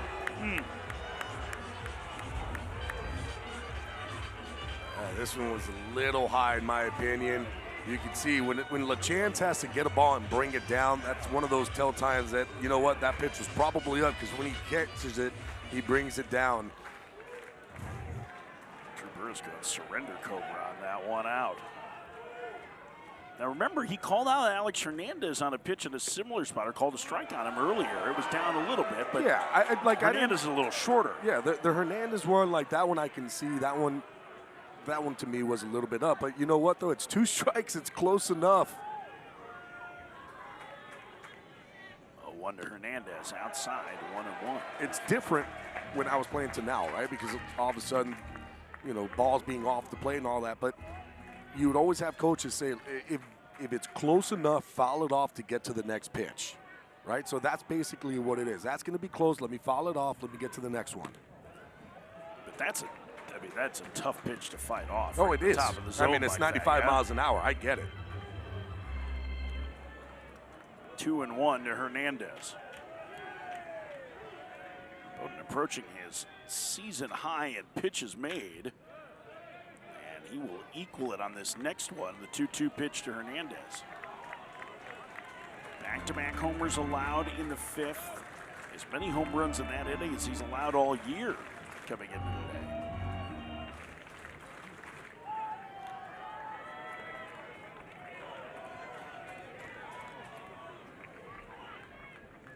The 2-2. Outside, and the count is full.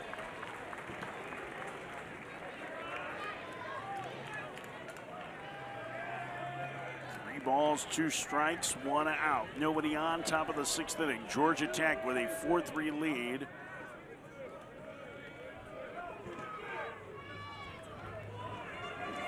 Resetting the count is 2-2.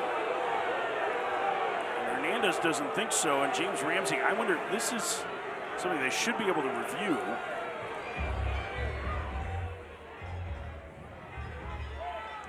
I think they're reviewing the pitches there. Okay, so and you see Ramsey say that's what I had too, so I wanted to make sure. Well, it's a 3. Yeah, he's saying it's 3.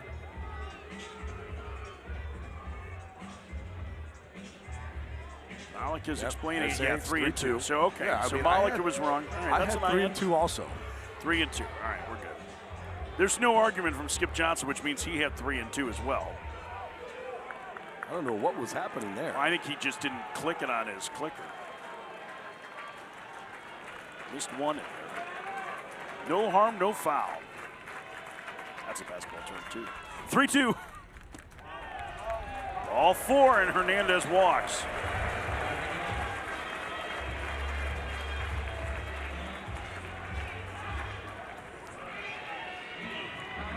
Base runner. And this is what you want to see from an umpire. If you're going to give high, then you can't give low, right? So that pitch was down in the zone. So if you're giving high and you're calling the high strike, it's tough for a hitter then to say, hey, I'm going to also call the low strike.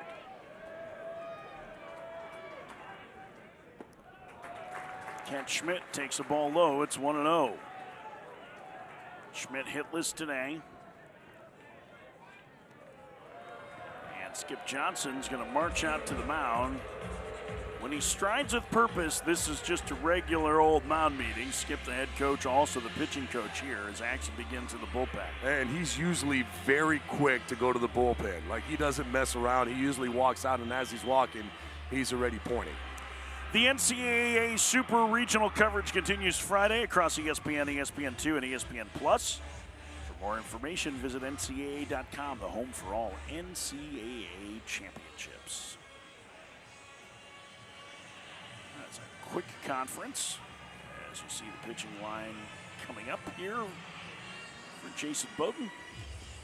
Yeah, with Bowden, too, you got to remember, that's back-to-back batters on 3-2 counts. Right, so I guarantee you that Skip Johnson's going out there saying, hey, use your stuff, get it across the plate. Can't have these long counts anymore. It's also a season high in pitches. Yep. And granted, hey, listen, this is the last game of the year potentially, right? So you'll see guys stretched out a little. As he lands that one for a strike, it's 1-1. But my concern is always, like, when does that fatigue set? Right, well, I mean, you heard the same thing with James Ramsey, right, with Mason Patel. He's like, if he goes the rest of the way, that's fine. And we know he wants to. Right, same thing. These guys are knowing and understanding, hey, if I can pitch, I want to be out there. Schmidt goes backside for a base hit. Hernandez to second. He's going to challenge walk. The throw to third. It gets away, and Georgia Tech has him on the quarters with 1 out. I like the aggressive base running there by Alex Hernandez. The ball is in front, but boy, that was a dangerous one because Walk got there extremely quick to throw the ball in. Not a bad throw at all. It's kind of skipped there, Yep. but it almost hit the lip, right? Yeah, and here's the other one, too. Johnson went out to go get it. I think that was maybe because the ball was going to be thrown off third base, but if he stayed at third and just played that inside to home, might have been an easier play for him, but it's tough when it's in real life and that ball's coming at you. Parker Brocious homered his last trip to tie the game. That was huge to get a man to third with less than 2 outs. A fly ball would be an extra run. A fly ball to the right might be 3 for Brocious. Inside out swing roller to first. Taki steps on the bag, and they will have a man in the rundown, and he throws it away. Schmidt hustling to third.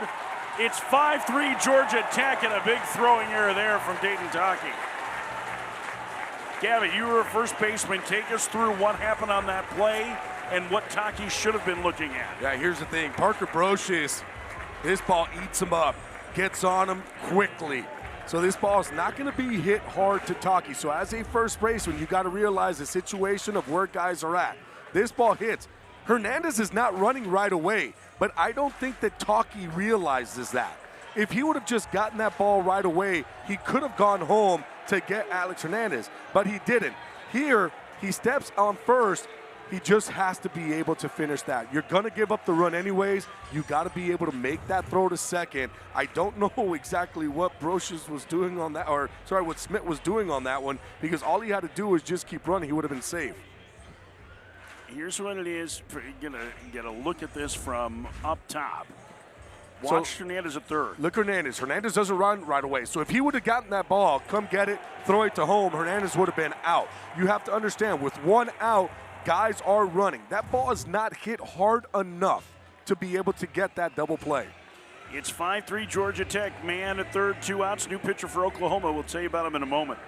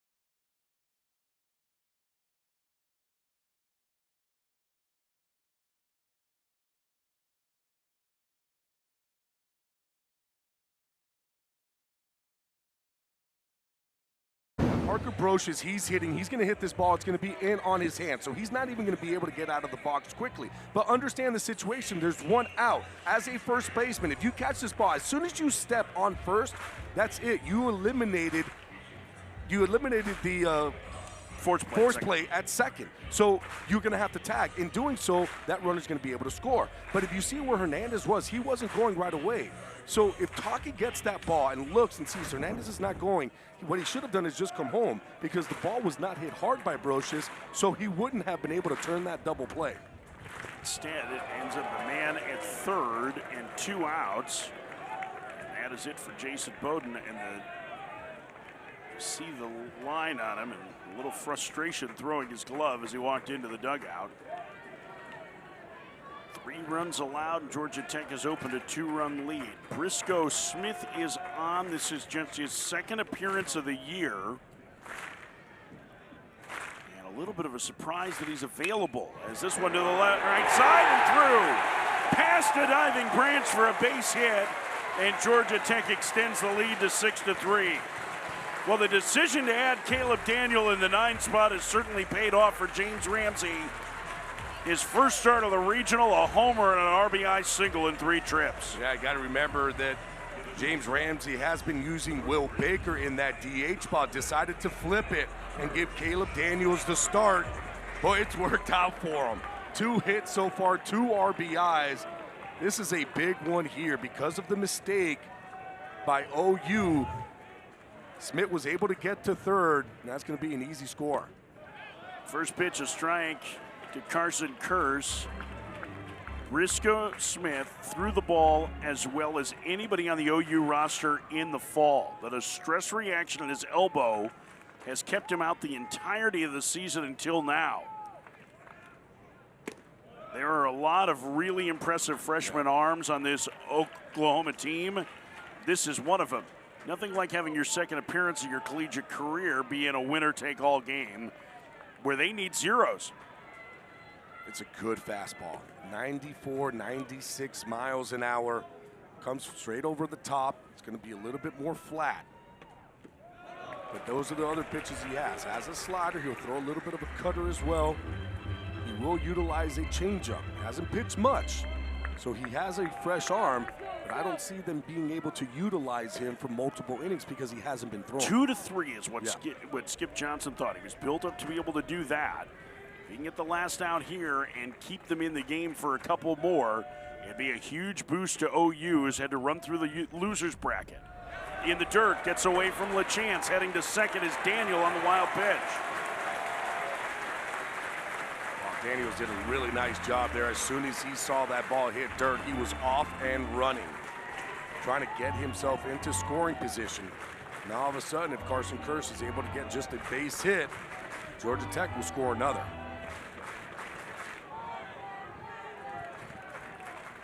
Two outs, man at second.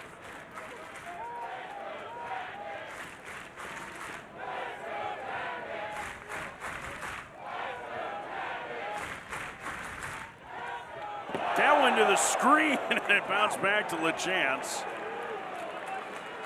That's a break for OU.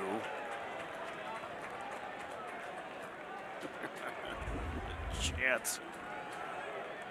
I mean, did this hit the concrete? It Yeah. did. It hit the concrete. That's why it came back. I'll tell you this, though. Caleb Daniels is lucky he didn't start running because he would have been thrown out by a mile.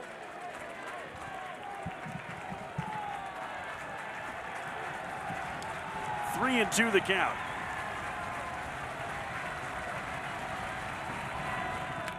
Foul away by Kearse.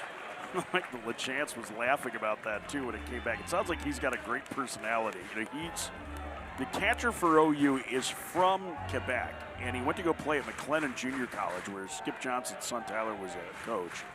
He didn't know a word of English when he got on campus. And earlier this week, Skip said he was asking him, like, what was your conversation with the umpire like about the strike zone? He said, I have no idea. I barely speak English.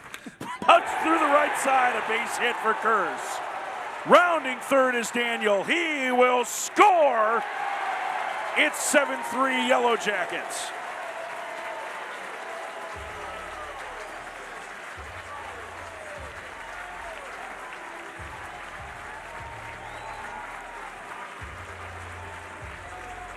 And all of a sudden, that wild pitch came to cost OU. Carson Kearse does a really nice job. That's a good fastball at 95 miles an hour. Hits it opposite way. James Ramsey, he wasn't messing around sending him. He was not going to put any stop sign on that one.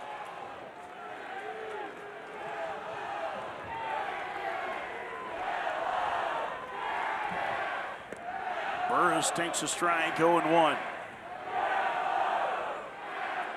Yellow Jackets chance starting. Burris a 2-run home run in the third. Get the scoring started for Georgia Tech.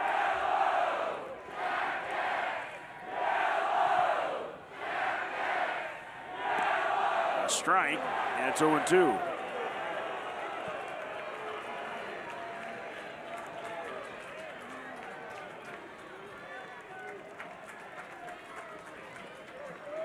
Everybody wearing their Drew Burress shirt. And wishing he was in the lineup for the Yellow Jackets right now.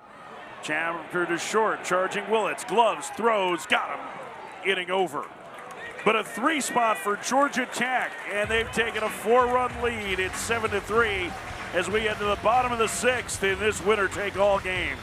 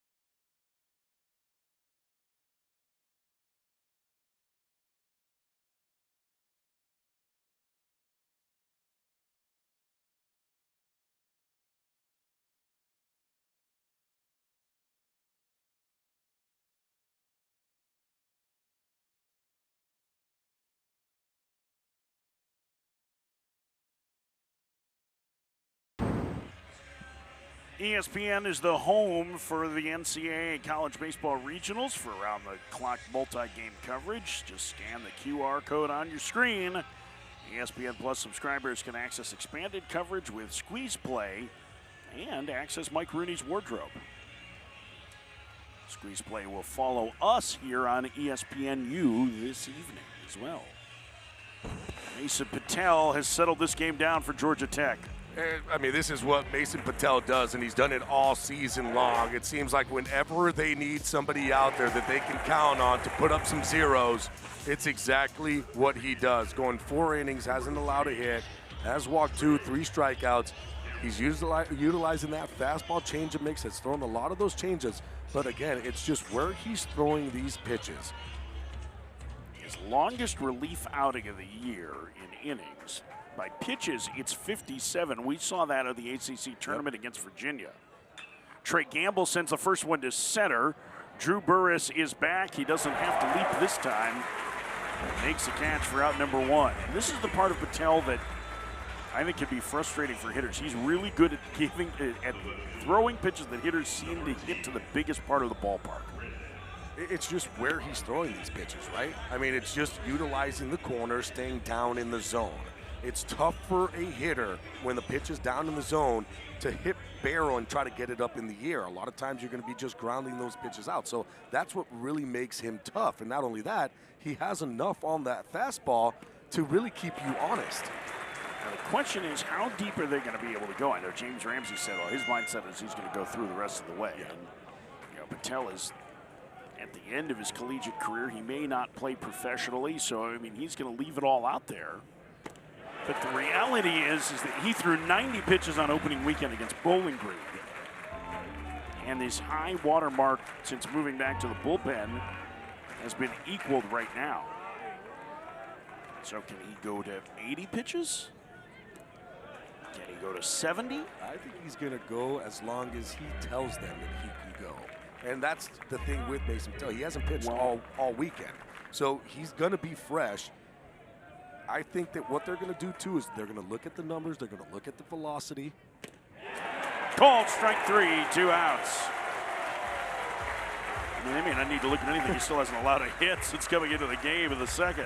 It's just absolutely filthy. I mean, look at where this pitch is and look where it goes. Starts away, comes right back over.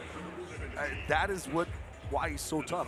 He's able to dot on those areas. Down and away, down and in, move the ball around. I really do. I feel like they're going to basically lean on him, and he will let them know, like, hey, I'm good or I'm not good, and he's never going to say he's not good. Ball one low.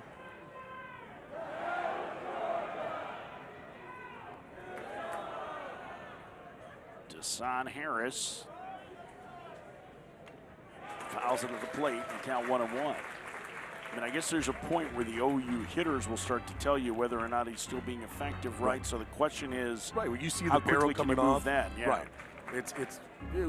They'll probably start once he gets to close to that 70 mark. So I would guess, like, if he finishes this inning, then you should be starting to see guys kind of in that bullpen, just not maybe throwing, but being ready. In that fourth inning, where he threw 20 pitches, he issued a pair of 2-out walks, and that's the first base hit for Oklahoma against Patel. And that throw comes into the middle of the diamond, and Patel there to back it up. But Desan Harris, the first hit off the reliever, comes with 2 outs in the 6th.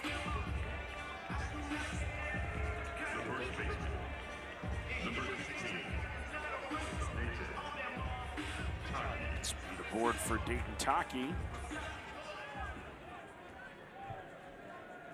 Big shift on for the big first baseman. A couple of home runs in this tournament.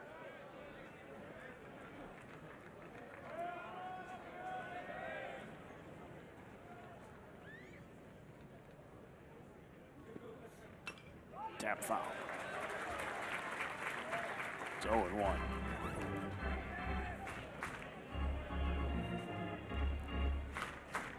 For OU right now, one, you got to be able to make an adjustment. Two, with Georgia Tech, the way that they put shifts on, you got to be able to beat that. Bouncer foul. It's 0-2. And we've seen the over shifts all game. We've seen it all regional. For Georgia Tech, it seems like whenever hitters come up, it's a complete over shift. If I'm a hitter at this point and I'm looking at the scoreboard at 7-3, I'm getting jammed. I'm trying to hit something to that third base. I'm doing everything that I can. I'm not thinking about home runs at this point. I'm trying to get on for the next guy and then, just continue following that. Throw to first, and Harris is back. Well, that's really the thing. Obviously, OU needs runs down 4 here in the 6th, but they need base runners to get there. And this is an easy way, right? They're giving you that whole entire third base. Get jammed. Just try to hit the ball that way. Get another guy on. Tap foul, and that came up and took a piece out of Taki. Oh.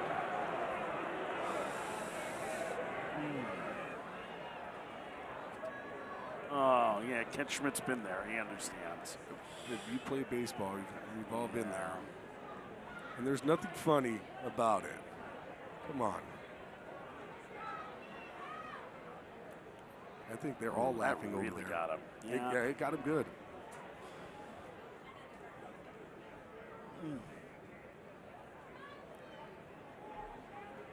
It's going to take him a minute here. Ooh. Deep breaths.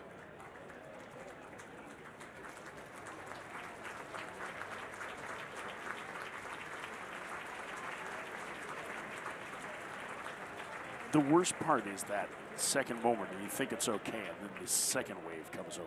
Oh, Yeah.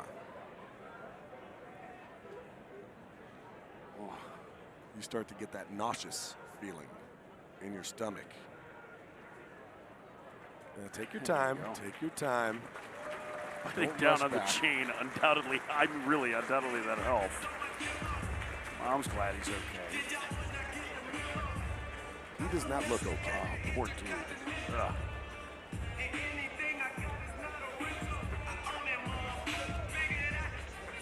It's got a important spot here as they try to mount a rally with 2 outs in the 6th. Oklahoma has just had their first hit off Mason Patel since he came out of the bullpen.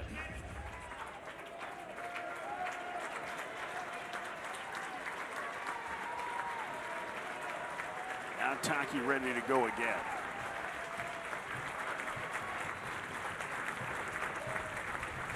The 0-2, runner goes. Pitch is a ball. The throw by Lackey, not in time. Boy, Desan Harris just streaking into second base of that stolen base. Harris flying. I mean, he was off and running. This should be no play. How quick Lackey gets up and throws that ball to second base, though. Remember, there's still a huge hole on the left side. Taki hooks it foul. So the third baseman, Zuckerman, has had to move over close to the bag. Yeah, that's because of the steal threat. But there's still nobody else on the left side of the infield, and a ground ball to shortstop, where the shortstop normally stands, would mean a run. I mean, we just saw how quick Harris went from first to second. Wait till he gets going underway.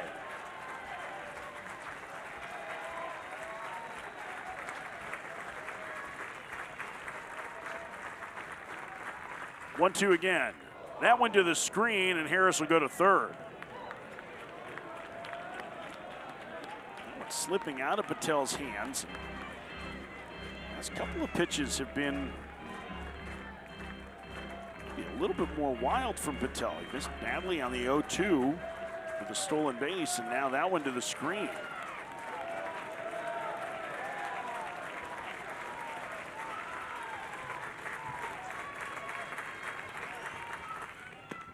Three and two. And Taki reaching, even if he just gets to first, it will clear the 9 spot in the order. And that would seem to be, even if they don't score in this spot for Oklahoma, would be a minor victory.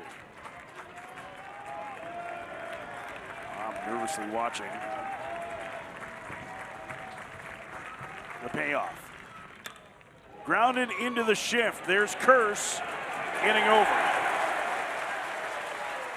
A one-out single, a man left at third for Oklahoma. We head to the 7th. Georgia Tech leading 7-3 in this regional final.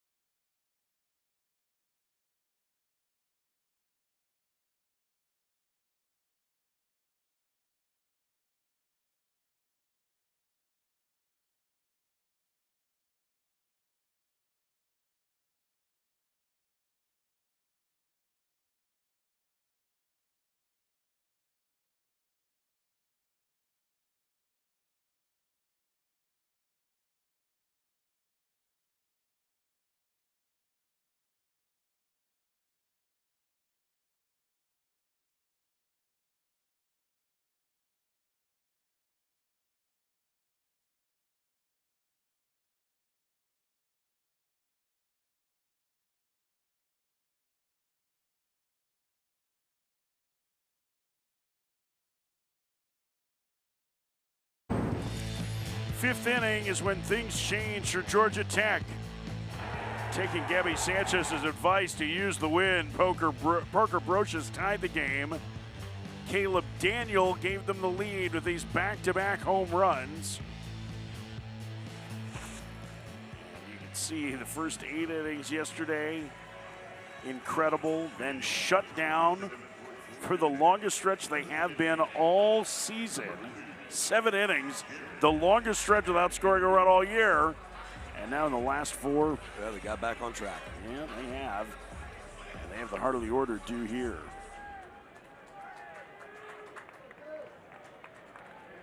Jaron Advincula, single and a double in 3 trips today against Briscoe Smith. The freshman's first pitch is a strike, and Advincula did not care for that. Seen some high strikes called to Georgia Tech hitters in particular.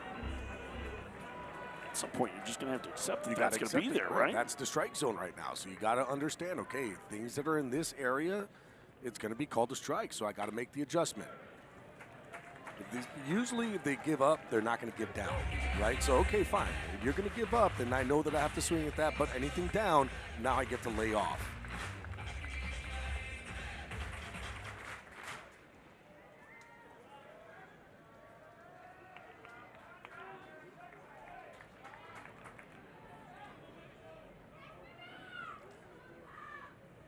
comes the 0-2. Foul back.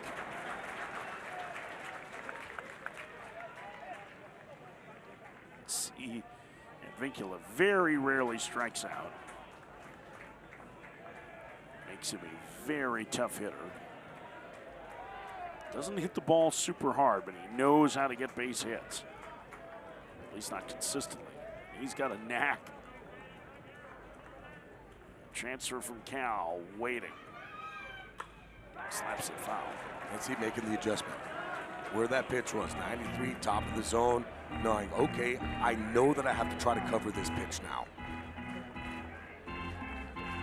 Spoil it, get yourself another one.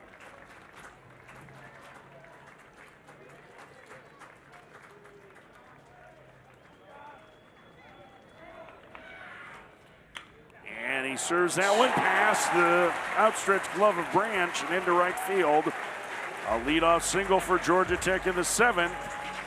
And here comes Vaughn Lackey, Vaughn Lackey, the catcher. He was hitless in the last 2 games, 0 for 3 today. There's a lot of power in this bat. He shut it off in the first 2 games of this regional. See if he can get himself back on it. Starting to get a little more overcast here at the ballpark. The wind dying down. There's a chance for rain a little bit later on. See, Lackey has reached safely in his last 22 games. Yesterday, that slugging percentage was up over 1,000. A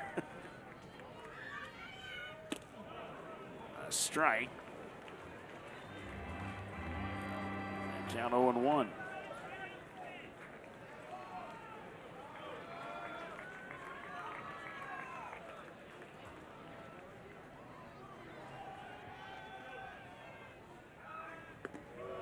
Throw over and Vincula back. Yeah, they've been pitching Vaughn Lackey a little bit differently. Utilizing the breaking pitches early, trying to attack him with the fastballs later. They're pitching him backwards.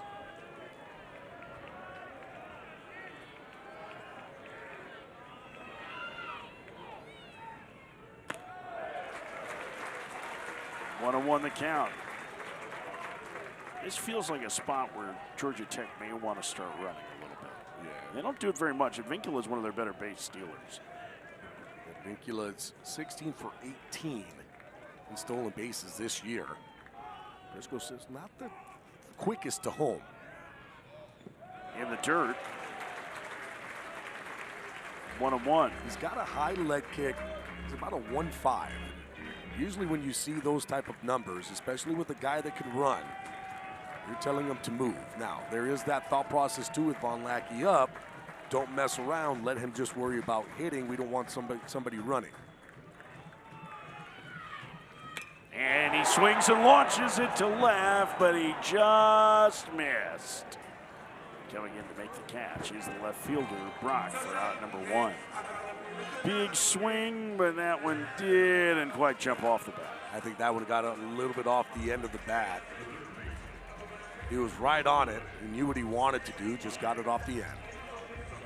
Here's Zuckerman. Now are you more likely to run with Zuckerman up Yes. there? Granted, he's got power, but he also is leads the team in strikeouts. He's 0 for 3 today.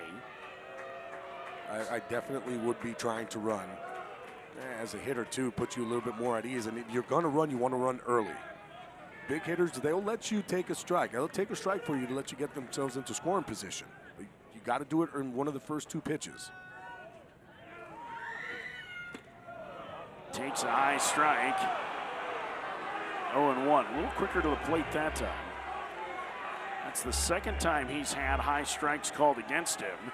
James Ramsey's going to use a timeout, and he wants to talk to Zuckerman here.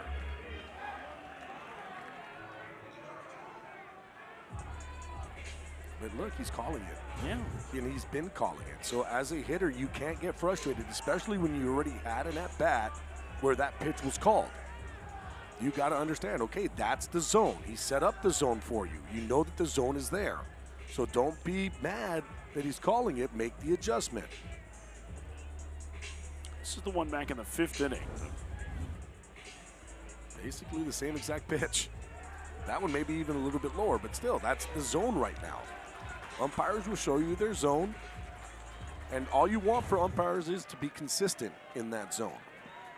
That one was a fastball, the pitch that started this at bat, a breaking ball that hit the top of the zone.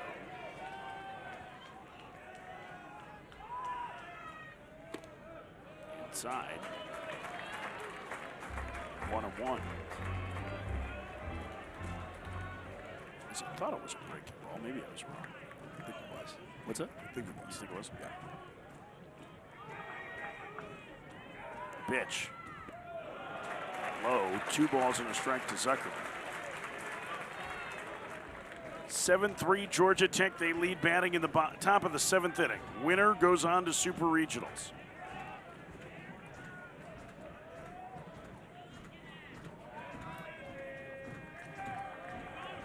Two-one. Hit back through the middle, a base hit. Advincula is going to make the turn and head to third with Walk playing very deep. And Georgia Tech has him at the corners with 1 out.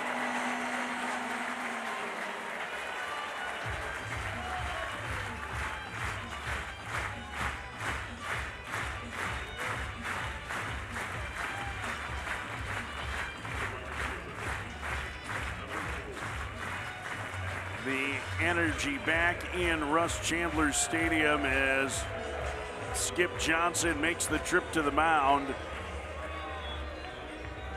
to go and visit with his freshmen. There is action in the bullpen. Jackson Cleveland, who helped settle down the game yesterday, was up, and it appears that he is coming in. Pitching change as the senior comes in from the pen to face Alex Hernandez. Georgia Tech leading Oklahoma 7-3 in the 7th.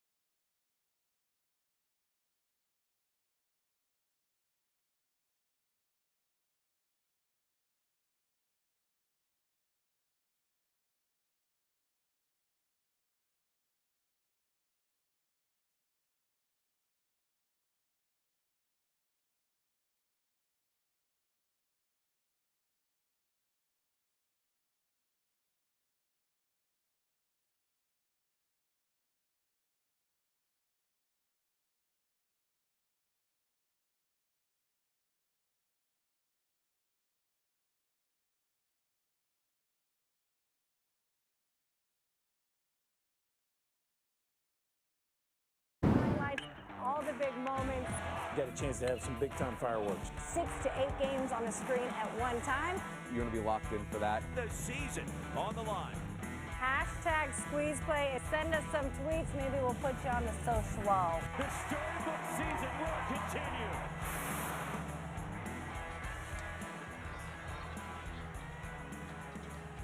Oh, seriously? We're reading the paper. We're not watching squeeze play? What are we doing? He did the crossword. I mean, is that only Hold during on, let me pitching get a picture changes? of it so I can say I did it too. I think he did it in pen too. That's impressive. I mean, I think that one shows a lot of confidence. And 2, I'm saying, like, if you deserve a break today, your break should be watching squeeze play, not reading the paper.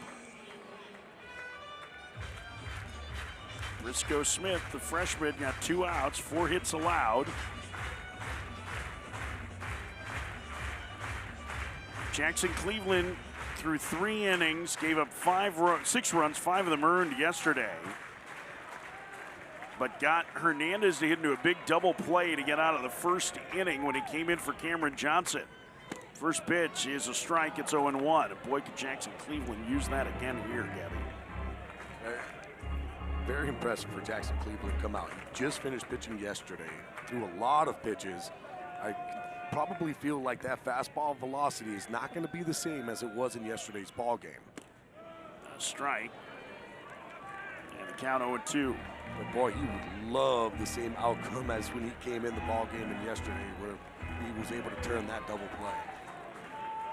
A huge spot. First 3 had reached, 2 runs already home, got out of that inning. He did have an inning go against him, but settled the game down to allow Oklahoma to come back. And called strike 3. Hernandez down on 3 pitches, 2 outs. He'll take that. Yeah, that will work. That's a big curveball. Talked about it yesterday. It's a good fastball curveball mix. It's a big curveball. It's a good pitch. Freezes Alex Hernandez. He showed him everything. Threw him a 0-1 changeup and then the breaking ball there. 2 outs for Kent Schmidt. Runners still at the corners for Georgia Tech, trying to add to this 4-run lead.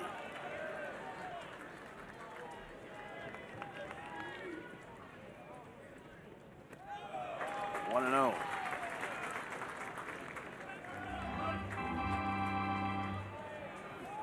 Bottom of the order for Georgia Tech has been incredible all season long. Schmidt, the 7 hitter. Outside, 2-0, and that has involved Schmidt and Barocious and Caleb Daniel and Will Baker, and early in the season, Carson Curse. They've gotten a ton of production up and down the lineup. The 2-0. Takes a strike in the count 2-1. And again, just playing overshift, especially with a guy like Kent Schmidt who can handle the bat, giving him a lot of space over there on that left side where he can kind of almost get beat by a pitch, and it's going to end up getting a hit and an RBI if he's able to hit it to that area. He hit a ball up the alley his last trip. And he takes away in the count 3-1. Remember, he flied out to the wall and left a couple of times yesterday. Now, we have not seen him hit a ground ball to the left side. But there, I mean, he looks to go that way. It's not like he's trying to pull every single pitch. In this situation, too, you make a hitter a little bit better of a hitter because you're letting him back up the ball. The 3-1 swing and a miss. He was trying to hit a homer there. Well, it was 3-1, and he got a changeup and was way out in front. He said, I get what you're saying, but it's 3-1. I'm going to get my swing off to see if I can hit it out. Zuckerman will be running with 2 outs, 3-2 the count. Vincula down the line at third. Runner goes, the pitch. Swing and a miss. Schmidt down on strikes, and Cleveland quells the fire. It's time to stretch here in Atlanta. Georgia Tech leading OU 7-3 in the regional final.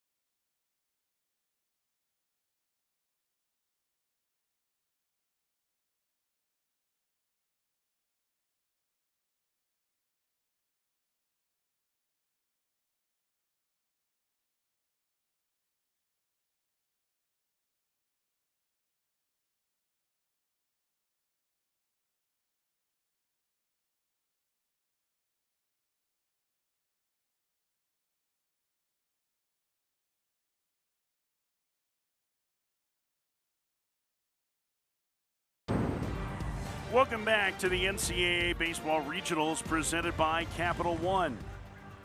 Bottom of the 7th inning in Atlanta. Oklahoma, the home team in this decisive 7th game of the Atlanta Regional.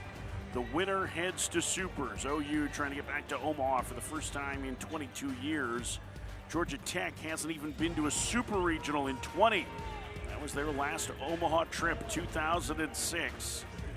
The number 2 team in this tournament has rallied from a 3-0 first inning deficit to take the lead. Mason Patel, their relief ace, has allowed just 1 hit through 5 innings of work. And now he'll face 9, 1, and 2 in the Oklahoma order. Kyle Branch takes a strike. It's 0-1. This feels like a very, very big inning for Patel. Yeah, last inning started to get away from him just a little bit, but I'm looking at the fastball velocity, still 90, and it's spotting, so it's not like overthrowing 90. The 0-1. Bouncer to third and foul. It's 0-2. Branch's mock carry here. Husband Rusty. You see the goateed young man to her right. Left of your screen, that's Kobe Branch, the shortstop for Georgia. Congratulations to the Bulldogs on making their way to Super Regionals, where they will host conference foe Mississippi State.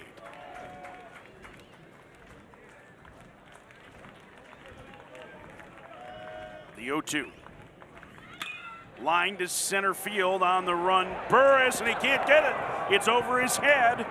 And Kyle Branch starts the 7th inning with a double. Didn't seem like Burris got a very good read on that, Gabby.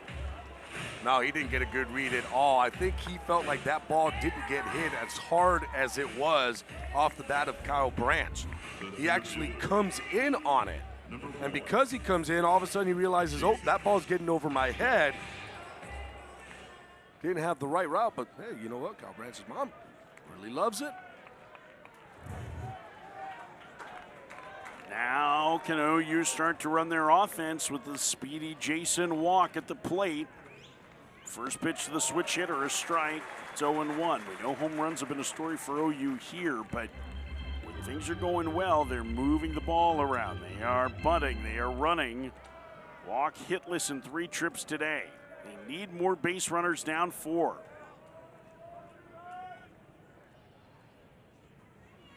Swing and a miss. I was really surprised that Walk didn't try to bunt and bring that ball with him. Smith's playing so far back that he had so much room that all he had to do was just bunt, bring it with him. There was going to be no chance to be able to get him at first. The 0-2. And he dumps one over the head of Schmidt into right field, a base hit. Branch will be stopped at third, and OU has him at the corners with nobody out in the 7th. And the heart of the order coming up, Camden Johnson will bat. Great job with 2 strikes, being able to hit that pitch, stay on the changeup, and drive it to right field. This is a changeup, he just stays on it enough, stays through it, and drives it. This is a great 2-strike approach of just, hey, gotta put the ball in play, gotta make something happen. Looks to pull the ball, especially with a man on second, and no outs. They call the offense chaos. They're trying to create pressure on the base paths. Walk can fly at first. With that in mind, Patel keeping him close. 14 of 19 in stolen base attempts. There is action beginning in the Georgia Tech bullpen. They're starting to get guys up. Patel getting into uncharted territory for a relief outing this season. First pitch upstairs, 1-0.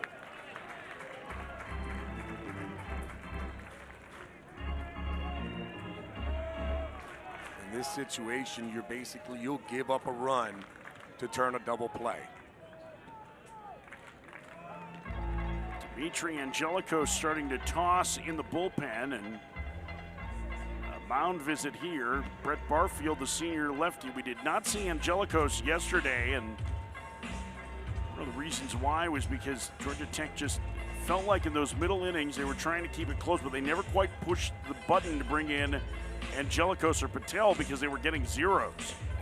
What they were looking for is maybe a little bit of offense in yesterday's ball game. They weren't able to get it, so since they were losing the game, they were just staying status quo. And then, of course, Oklahoma put up a bunch in the bottom of the 8th, which really solidified that win.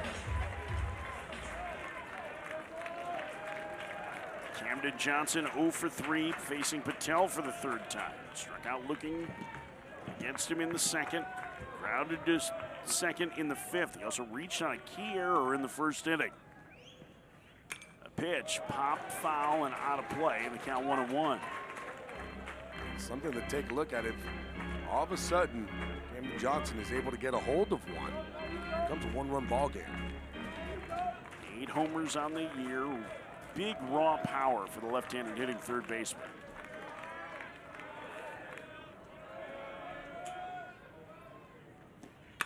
Bouncer foul. That's 0-2. First inning, Oklahoma. 4 hits and a man reach on an error. Since then, 3 singles, 2 of those in this inning. A single and a double in this inning. 2 singles and a double for them. They have them at the corners with nobody out. Big pitch coming to Johnson. Roller to first. Schmidt will go to second. He'll get the middleman. The return throw not in time. Coming home to score on the play is Branch, and it's a 7-4 game. We talked about you try to turn a double play. You give up the run to try to turn the double play. That's exactly what Schmidt did there. It's a high hopper. The only thing is understanding that Cam Johnson, he can run. So as soon as he went out to get this ball, Bayer basically knew they weren't going to be able to turn it. As long as you get that lead runner in that spot, or in that case, the middle runner, it still keeps the double play in order with Dayton LaChance coming up. LaChance, a 2-run home run over the video board in left field in the first. Chases, it's 0-1. LaChance is not afraid to swing the bat. He is looking to do damage. He is a free swinger. Mason Patel has been one of the best relievers of the country the last 2 years, trying to get through this 7th inning. Throw to first, Branch dives back. Excuse me, Johnson dives back. Johnson can run too, 26 for 29 in stolen base attempts this season.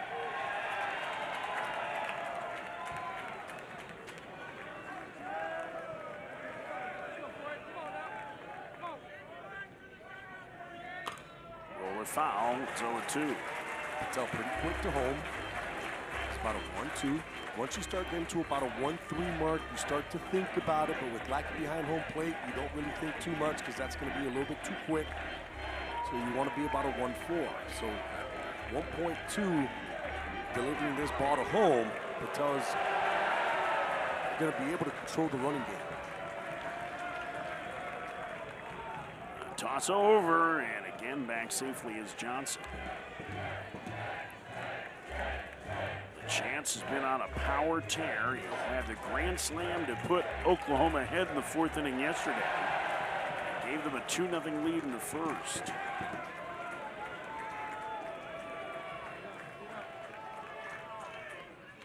Fouled away, just did get a piece. That is one way to protect the plate.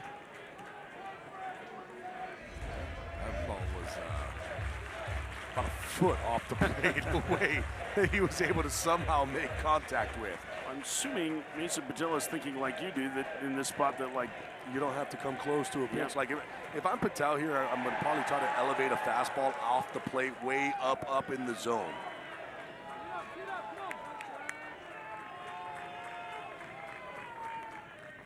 The 1-2. Swing and a miss, 2 outs.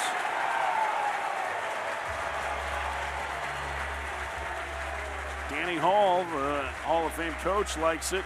2 outs. He decided to go, you know what, I'm just going to stay with my changeup and let it be down. It's a pitch, it's an unhittable pitch. You're not going to be able to even foul that one off. And Dayton LaChance goes fishing for it. Can't come up with anything. It'll be up to Jackson Willits. Oklahoma's cut into the lead. They trail 7-4 here in the 7th. First pitch from Patel. Snap throw to first, and just getting back is Johnson. Vaughn Lackey, he loves to throw behind the runners at first. That back pick nearly got Johnson. That's one of the other things that helps control the running game, especially for a base runner at first. You can't get off too far from first because you have Von Lackey, who is not afraid to throw it over there. Fans getting to their feet. The 0-1. Driven down the left field line, slicing in the corner. Long run for Brocious. He can't get there. It one hops against the fence. Johnson streaking around third. He's coming home. Here comes the relay. He is safe, safe. The ball was dropped by Lackey. Johnson scores from first, and it's a 2-run game. What a relay from Carson Kearse, and Lackey just couldn't find the handle. I'll tell you what, it was great all the way around. Brocious in left field is able to get this ball quickly, barehands it, gets it in. Kearse does a great job of getting there, but the throw is up the line, and because of that, as Lackey is trying to make the play, you have a hand that's coming in, and it's going to basically knock that ball out of Lackey's glove.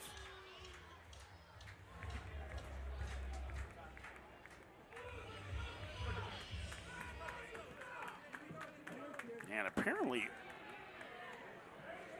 yeah, I mean, Skip Johnson came out of the dugout to talk to Derek Malika, but this has got to be a Georgia Tech challenge, right? You would think so. I mean, it looks like he touched all over it. He's all over the home plate right there. I mean, this is going to be quick and easy. I thought he had touched from the very beginning. We could not hear the announcement from our home plate umpire. But here it was. As he's sliding in, that ball, since it's thrown right into Camden Johnson. Yeah, I mean, he's safe as can be. Yeah, I mean, the ball's going to get dislodged. That's out. His hand's all over home plate. So this one should be very, very quick. Well, it's a 2-run game as it stands right now. Okay, so they're challenging to determine whether or not how the tag was dislodged, because I don't think he ever, I mean, whether he tagged I think him it or was, not. The ball hits him. him. I mean, I think he did have the ball. No, he never had the ball. Yeah, he never had in fact, he can't even pick it up when it stops rolling. He goes to grab it twice and then tag the runner. That's great replay. After review, the runner safe at the plate. Call is confirmed. Georgia Tech has 1 challenge remaining. Okay, so Georgia Tech challenged that. But Trey Gamble is going to come to the plate with 2 outs of the 7th inning, and he's got a pair of home runs in this regional. He represents the tying run. It's getting to that point, though, where I know you trust in Mason Patel, but you have to be able to trust other guys. Mason Patel already at 86 pitches. His season high 90, that in a start against Bowling Green on the opening weekend of the season in February. The man they call Uncle at the plate. Gamble takes low, 1-0. Trey Gamble, the Mormon mission right out of high school. He is 25 years old, transfer from Salt Lake Community College. Has a chance to tie the game with 1 swing here in the bottom of the 7th.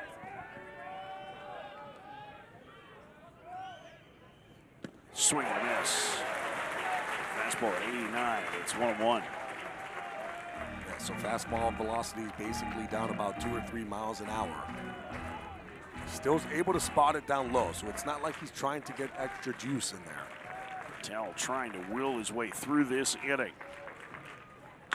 Bouncer to first. Schmidt waits for the 3rd hop. Underhands the pitcher covering. Inning over. Patel has done a marvelous job out of the Georgia Tech pen, but Oklahoma gets a pair. We head to the 8th. Georgia Tech 7, OU 5 in this elimination game.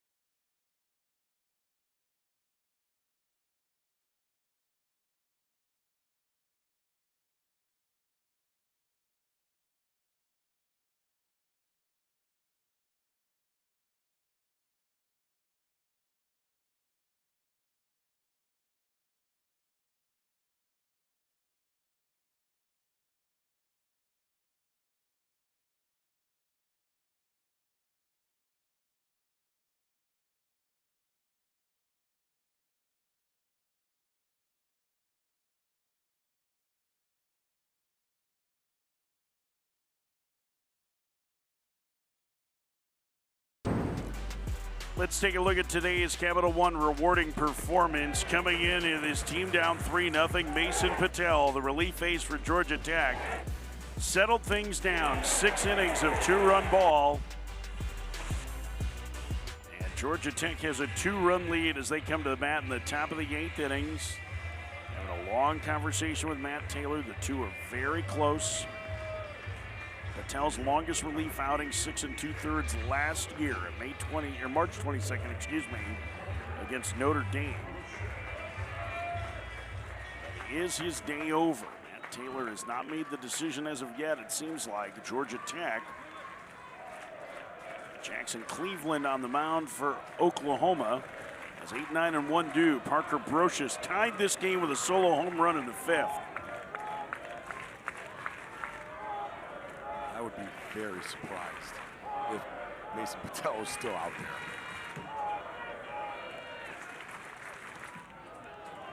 2-0. Here's what Brocious did in the 5th inning. An opposite field blast with the wind howling out to right field. Takes low in the count, 3-0. Parker Brocious chance starting again.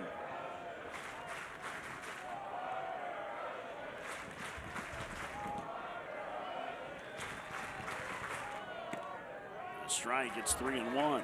The wind has died down here. It has gotten a little more still, a little more overcast. There is a threat for rain in about the next hour and a half, although it's expected to be fairly light. The 3-1. Check swing, ball 4, and the leadoff man aboard for Georgia Tech in the 8th. Cammy, if you're Georgia Tech, you need to tack on insurance runs here because it feels like momentum is beginning to shift back to Oklahoma in this game. You're looking for that answer back in it. Oklahoma just finished scoring 2. You're looking for the answer. Those are daggers, right? Because when you're able to answer back, all of a sudden the other team is going, man, we can't ever get close because every single time we score, they score, right? For Oklahoma, it's the opposite. Right now, if you're Cleveland, it's like, I need to do everything I can to get our offense back because all of a sudden we do have that momentum and we're rolling. Caleb Daniel went back-to-back with Brocious in the 5th to give Georgia Tech the lead. Swings and misses the first pitch, changeup, it's 0-1. There's his 5th inning blast. That was no doubt. I mean, the swing, short, quick, compact. Having some fun while he rounds the bases. Just don't point to your family. Throw over to first, and Brocious just back. Boy, Brocious had to scramble to get back to the bag.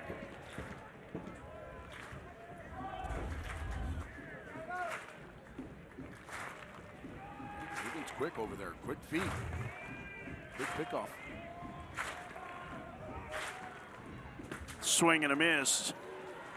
Well, that's 2 changeups that Caleb Daniel has been way out in front on. It's 0-2. Yeah, it looked like Caleb Daniel was thinking fastball out of hand, taking huge cuts.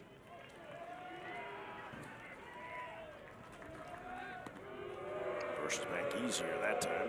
Right now, if you're Daniel, you got to really think the opposite way.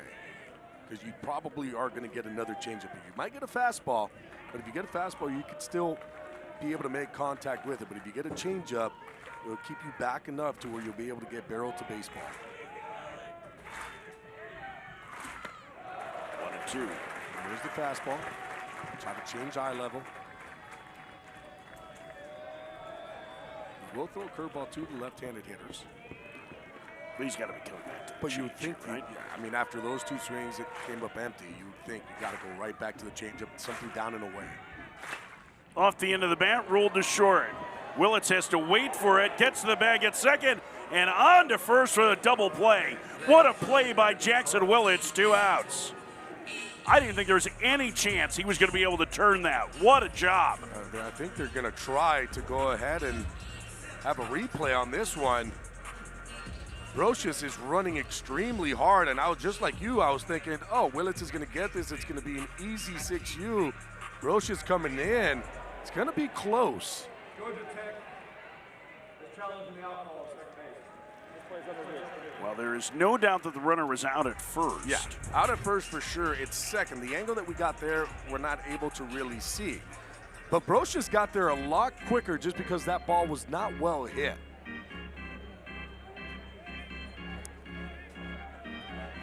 Let's watch. This is the second replay in as many innings for Georgia Tech.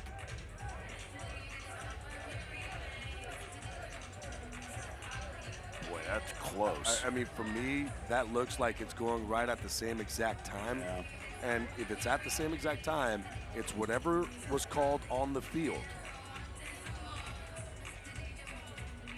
It looks like it's getting at the same exact time for me. I don't know that there is enough to overturn. And I don't think so either. And to me, anyways, it's there. It's a bang bang right at the same exact time. Whatever the field, whatever was called on the field. So it was called an out. It was called the double play. It's what it should stay at. I mean, what an incredibly athletic play by Willits, too. To get to the bag, make that throw, tumbling over Brocious. There's foot on. I mean, this might, in this angle here, it kind of tells me that Willits got there just right before the foot hit. But again, it doesn't matter because even if at a tie, they're not going to be able to tell you. There's nothing there that shows anything different than what was called on the field. Listen, if this does not get overturned, Georgia Tech is out of challenges. Yeah. They probably should not have challenged the play at the plate. It was pretty obvious that he was safe that he on was that. safe. This and one you I saw think the is a ball little bit more dislodged. understandable. Like, but I yeah. don't get why that one was called.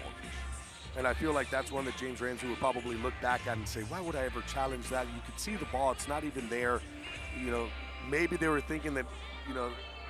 Well, it's not like Lackey was like, hey, we need to challenge this either. He's too busy trying to pick up the ball off the ground. Was like, no, man, like there was nothing there. The only thing I can think of is maybe they were thinking, no, his hand didn't touch, but, boy, his hand was all over that plate the whole time. See Derek Molliker, our home plate umpire. With Travis Reiniger, our third base ump.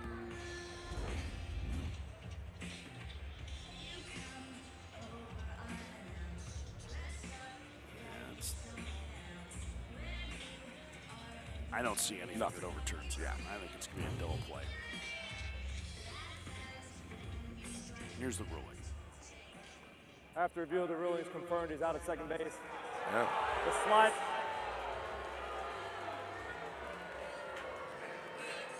So 2 outs, nobody on. There's the replay center in Pittsburgh doing the work there. You can see actually the freeze frame on the left side of the screen. Hello, Chance.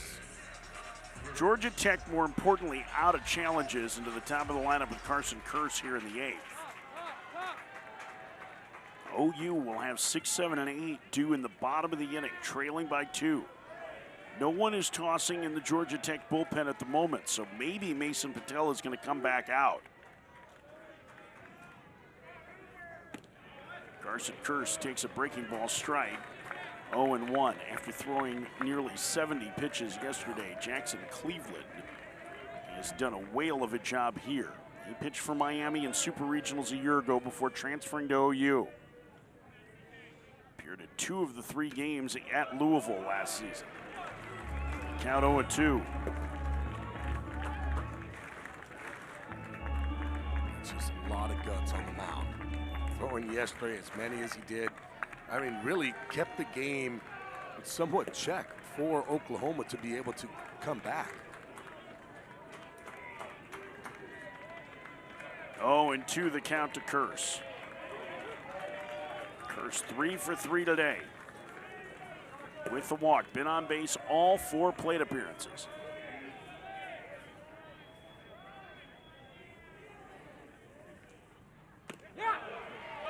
Oh, just missed. Everybody was leaping out of the Oklahoma dugout, thinking that Kearse had been frozen. LaChance was headed to the dugout. I thought this pitch was off, too. It was a curveball. Yeah, it You was. could see him off and bring it back. LaChance did come back and patted his chest like, my bad. The 1-2, swing and a miss.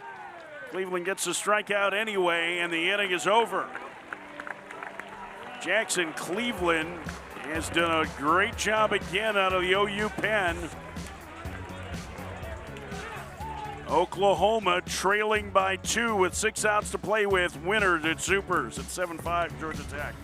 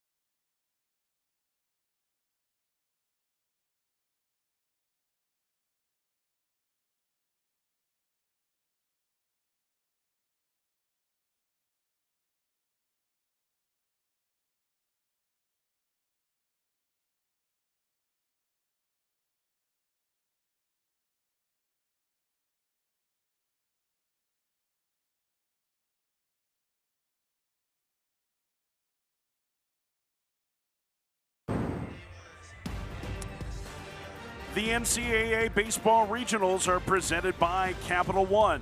What's in your wallet? Mason Patel heading back out for Georgia Tech to start the bottom of the 8th inning. The Yellow Jackets clinging to a 2-run lead. He'll face 6, 7, and 8 in the OU order. They are going to ride or die with their ride or die right now. That is Mason Patel. I feel like this might be a batter to batter. First pitch a strike, it's 0-1. 91 pitches. A career high for Patel. Dylan Loy getting loose in the bullpen for Georgia Tech.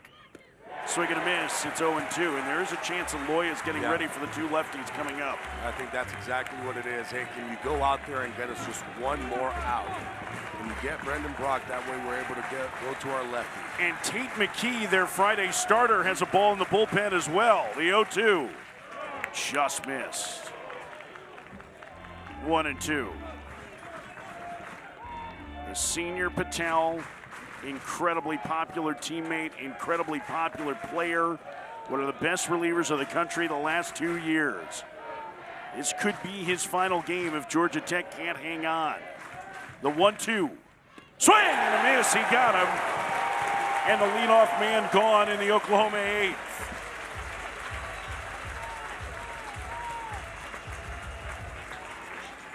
I don't know if they're going to go get him. I think they're saying, well, if you keep throwing the baseball like this, we're going to keep you out there. That's a good changeup. Backdoor gets the swing and miss. Yeah, they're not going. They're staying with him. Dasan Harris, 2 for 3. The speedster takes a ball, 1-0.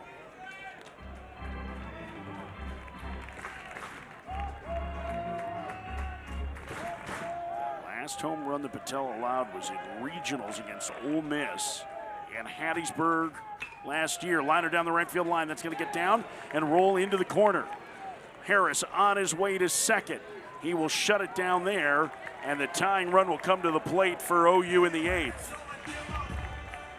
I should say that was in Oxford last year, where Georgia Tech, even as the ACC champion, was sent on the road. 7-5 Georgia Tech. Decision to make. James Ramsey looks like he's sticking with his guy. Dayton Taki, a pair of home runs in this regional. 0 for 2 today. Here comes Matt Taylor. Pitching coach is going to take his time heading out. This is interesting. You have a lefty warming up. Tate McKee's out there too. But I mean, look, what he's been able to do today came in that second inning. He has done an amazing job, but you could tell there's fatigue in there. McKee is going to pitch the ninth, you would think. Yes. So how do you get these next 2 outs is the big question for Matt Taylor and James Ramsey. I'm going to the bullpen, to be honest with you. I know that they trust Patel. I get it. But this is a guy who's thrown 96 pitches so far in this ballgame, the most that he's thrown in his career. The first game of the season, he was a starter and threw a bunch of pitches. But ever since then, they put him into the bullpen. Loy in the foreground, Brett Barfield, who's got reverse splits in the back, number 32. Tying run at the plate, it's Taki. He has power. 1 out in the 8th, and he lines this one into right. It's going to get down for a base hit. Harris will get the stop sign at third as Patel cuts off Hernandez's throw, and now the go-ahead run coming to the plate in Kyle Branch. And is this the moment that James Ramsey makes the move to the pen?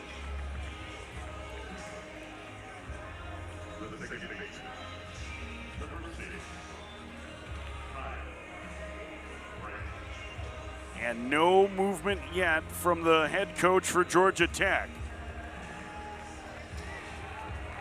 He's just clapping. Trying to get his team and the fans into it. Branch doubled and scored in the 7th. Tying runs aboard here in the 8th for Oklahoma.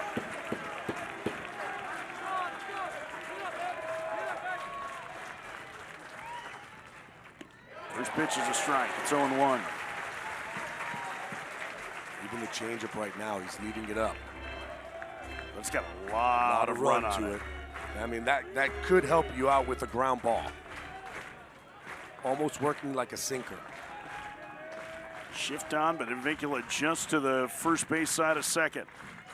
Swing and a miss. It's 0-2.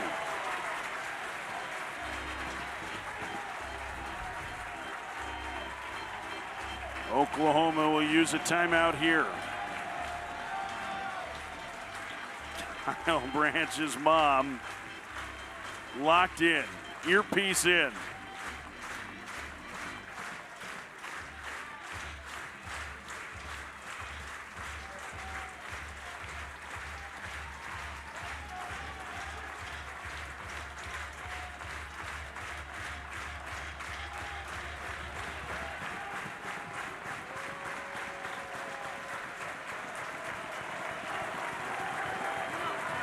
Runners at the corners, 1 out, 0-2 pitch on its way. Here it is.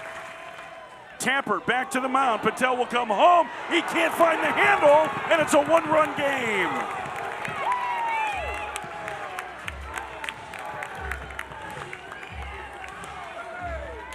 And now the go-ahead run is at first. Tell you what, Patel threw a really good changeup here. Branch just hits it right off the end. Patel comes in, just cannot come up with the grip. That would have been an out at home if he's able to get that ball out of his hand.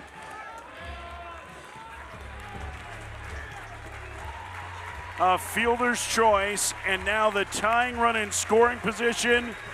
Mom loves it because her son is potentially the winning run at first. At least the go-ahead here in the bottom of the 8th. And this is going to be it for Mason Patel.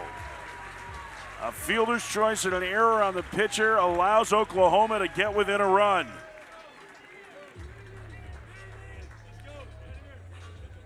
Patel, 100 pitches on the nose.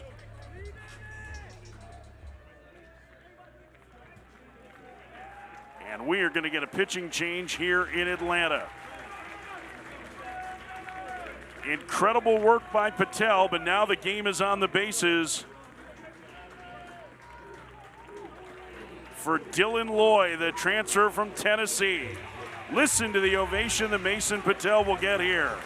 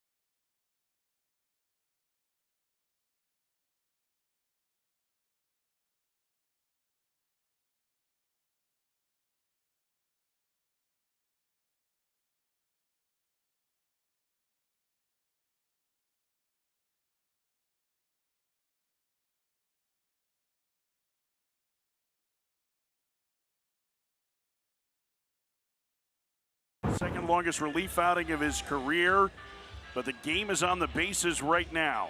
Yeah, I mean, look, gutsy performance. To be honest with you, I felt like they probably should have gone to the pen to start the 8th inning. They let him go out there, then you started to realize, okay, you know, Brendan Brock, he's a righty. Get him out. As soon as they got him out, I thought that was the time to go because there was going to be back-to-back lefties. They left him out there. You can tell, look, he's fatigued, he's tired. He threw a lot more pitches than he's thrown in his whole entire career. But at the end of the day, boy, what a gutsy performance. Dylan Lloyd didn't allow a hit in his appearance against OU on Saturday. The lefty facing the switch-hitting Jason Watt. Great speed at the plate. And he takes down an in and nearly hit him 1-0.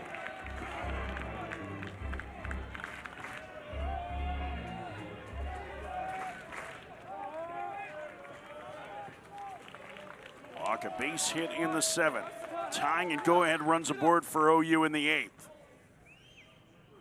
Breaking ball, chopped foul. And the count 1-1. The infield having to respect the bunt in this situation with a speedy walk at the plate. Laura on the mound. Cutter's fastball. It's not overpowering, but he likes to use those secondary pitches. He'll throw the curveball, he'll throw a slider, he does have a changeup. Fouled at the plate again. Just did get a piece of that breaking ball. It's 1-2.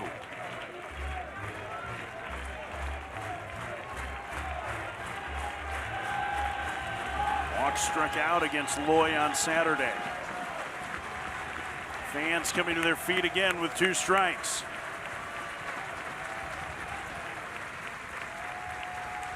The 1-2. Swinging a liner, caught by Kearse. It's going to be a double play. Inning over.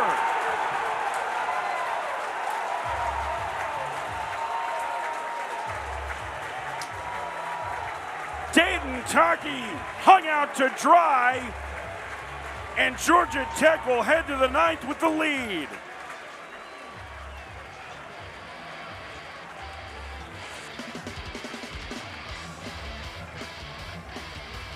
A rare base running miscue from Oklahoma, and Georgia Tech 3 outs away from Super Regionals.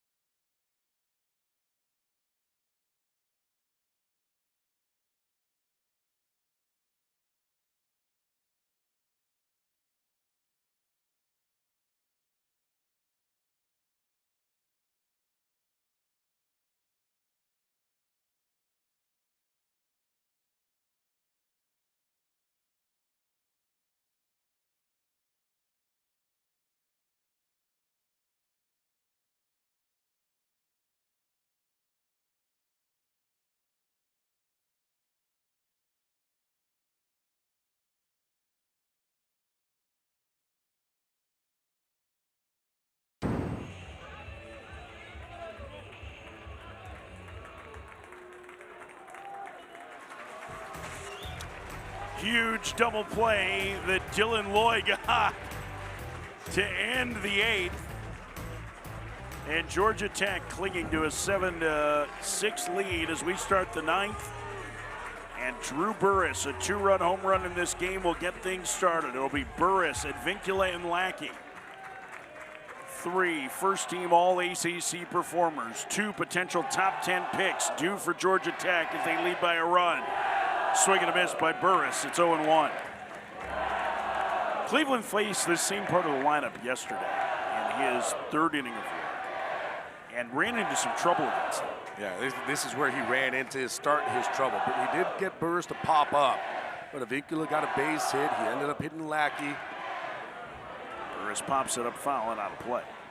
Zuckerman ends up getting a base hit right back up the box that scored 2. And then it was a big Alex Hernandez home run. 2-run homer. This is where, if you're Georgia Tech, you see that scoreboard at 7-6, controlling your fate right now. Looking at it saying, okay, got the top of the lineup, got to try to see if we can get some insurance runs.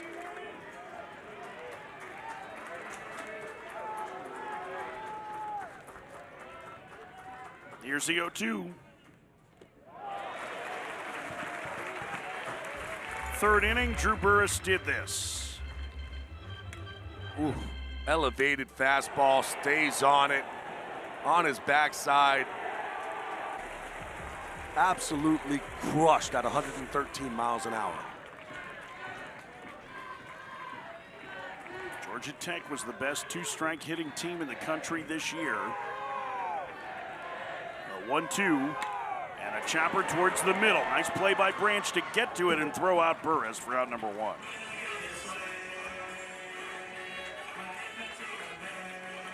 A big first out. To the second baseman, number 2, Sheridan Advincula.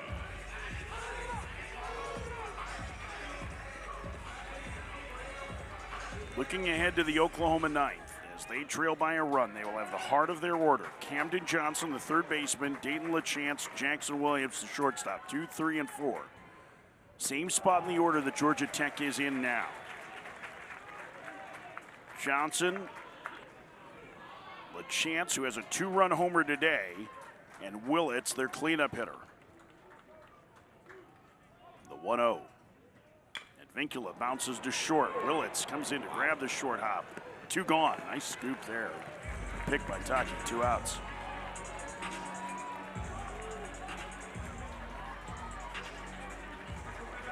And it'll be up to Vaughn Lackey here in the ninth. Lackey 0 for 4.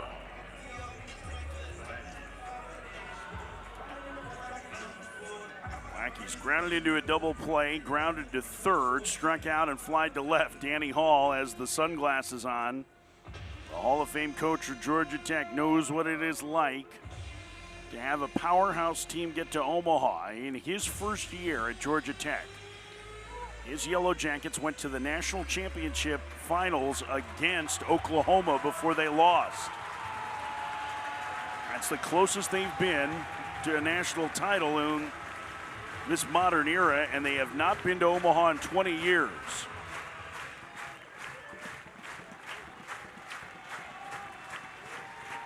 Vaughn Lackey trying to add a little insurance. First pitch. It's 0-1.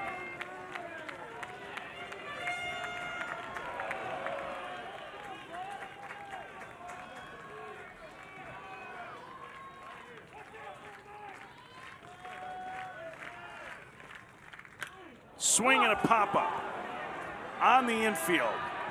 Branch, the second baseman, has it, and Cleveland stares down the heart of the Georgia Tech order.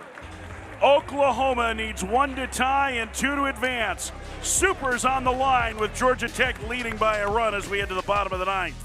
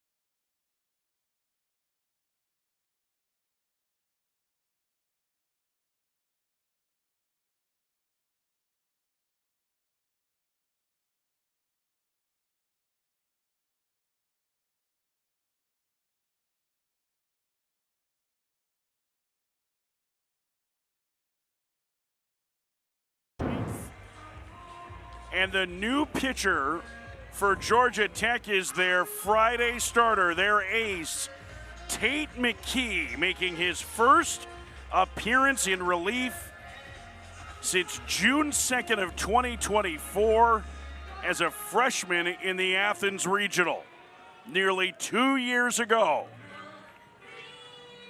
And he will have to go through the heart of the Oklahoma lineup.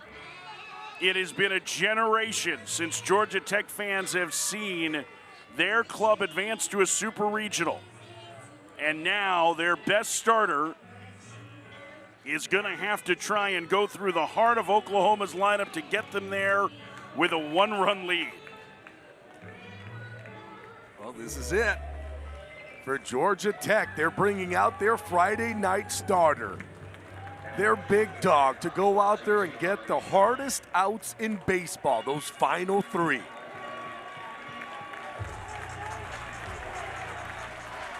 Camden Johnson will lead off, and then Dayton LaChance will hit. And in the first inning, LaChance got the scoring start for OU with this two-run blast. He had the go-ahead grand slam yesterday. He is in the on-deck circle, the leading home run hitter for the Sooners. 7-6 Oklahoma, bottom of the ninth. First pitch from McKee. A strike. It's 0-1.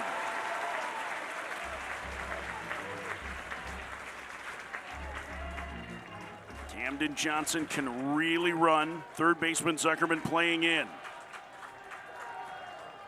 Outside, 1-1.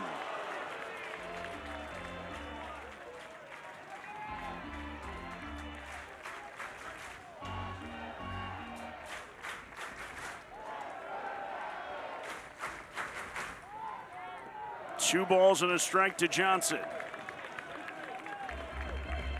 Now, the last thing that you want to do if you're Tate McKee is walk anybody. Especially with LaChance on deck. You know that he has power to leave the yard. We welcome those of you who are watching us on Squeeze Play. Camden Johnson fouls it off. It's 2-2. Oklahoma held a 3-0 lead. Georgia Tech stormed back. They led at 1 point, 7-3. But 2 in the 7th, 1 in the 8th have gotten Oklahoma within a run as we play the bottom of the 9th. And Georgia Tech has turned to their starting ace, Tate McKee, who's run the count full on the leadoff man for Oklahoma. And in the on-deck circle for OU, their leading home run hitter, Dayton LaChance. And Camden Johnson has great speed. The last thing they want to do is put him aboard. The payoff. Outside, ball 4, and the tying run is on with nobody out.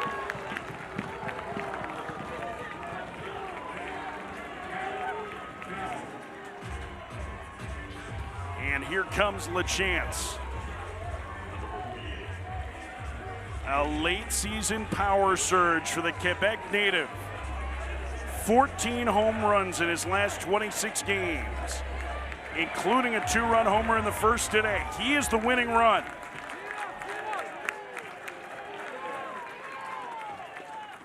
The first pitch, swinging a grounder, backhanded stop by Kearse, from his knees across, got him!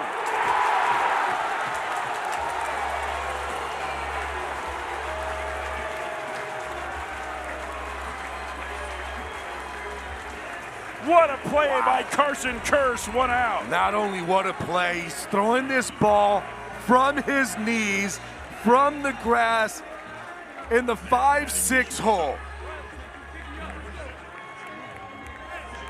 Wow.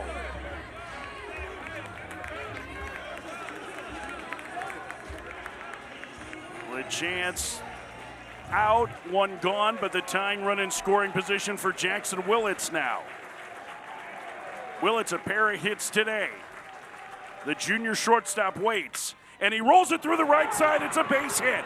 Rounding third is Johnson. He's coming home. His throw is not in time. OU ties it into the 9th. Jackson Willits delivers. And the walk ends up hurting Georgia Tech. Big time hit by Jackson Willits.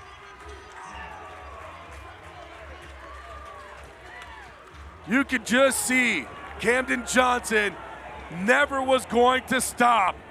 The speedy third baseman comes through, and we have a tie ball game.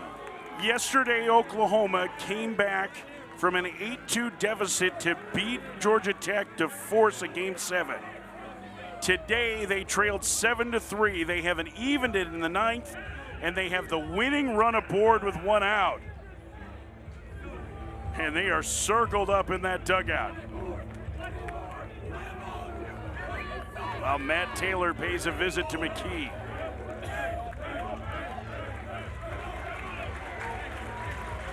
Trey Gamble is the scheduled hitter. And Reggie Willits, the associate head coach who runs the offense, with some instructions for his son Jackson at first and for Gamble. 7-7 game in the ninth.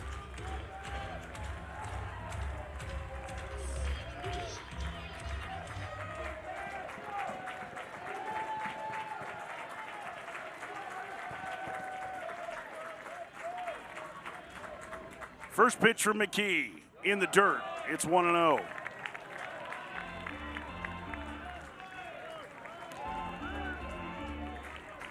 Boy, it got quiet here all of a sudden. This OU offense, they're relentless. They weren't going to give up. We saw it yesterday. We're seeing it here again today. On the ground foul on the count 1-1. Dimitri Angelakos getting loose in the bullpen for Georgia Tech. Right now, though, I'm telling you, the play that Carson Kearse made. Oh, boy. That is looming large because otherwise, we're talking about a base hit ending this game. 1-1 in the air to center. Going back a step is Burris. He's got it for out number 2.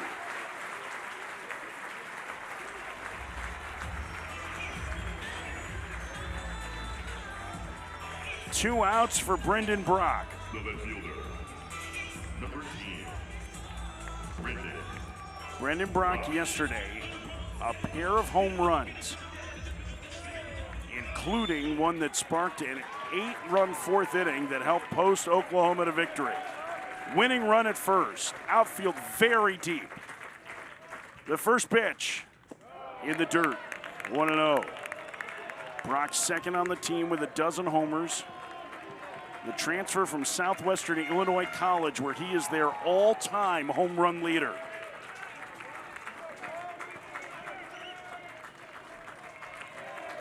Zuckerman guarding the line at third. The 1-0. Down low, 2-0.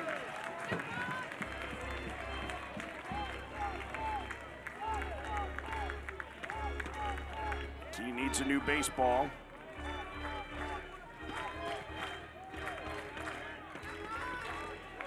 7-7, bottom of the ninth. Oklahoma trying to stun Georgia Tech and make it to supers.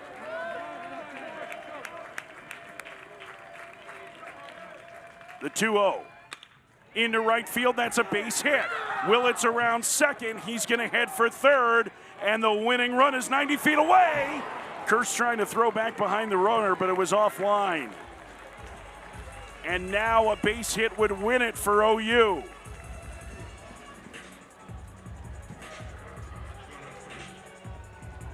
The right fielder, number 17. Oh, Brendan Brock, really nice swing. Gets the cutter, stays on it, and drives it the opposite way. Jackson Willett at first. As soon as he hit it, he's looking to go first to third. There's a lot of reasons why you like that play. One, now if you're Lackey, you got to keep that ball in front of you. Pass ball will end this game. Wild pitch will end this game. So you got to do everything you can to not give up the extra 90. Desan Harris with 3 hits today takes a strike. It's 0-1. You could need a chainsaw to cut the tension in this place right now. It is so thick. 7-7, bottom of the ninth, 2 outs. Winning run at third for OU. Fouled away in the count 0-2 to Harris.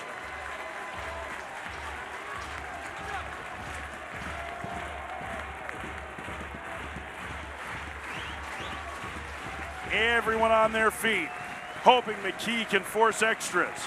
Harris trying to end it.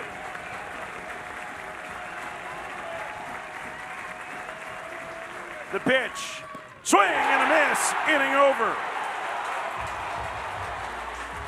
Oklahoma ties the game, but they leave the winning run 90 feet away. And this is how it was.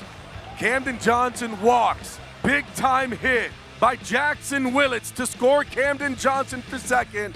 And we're going to extras.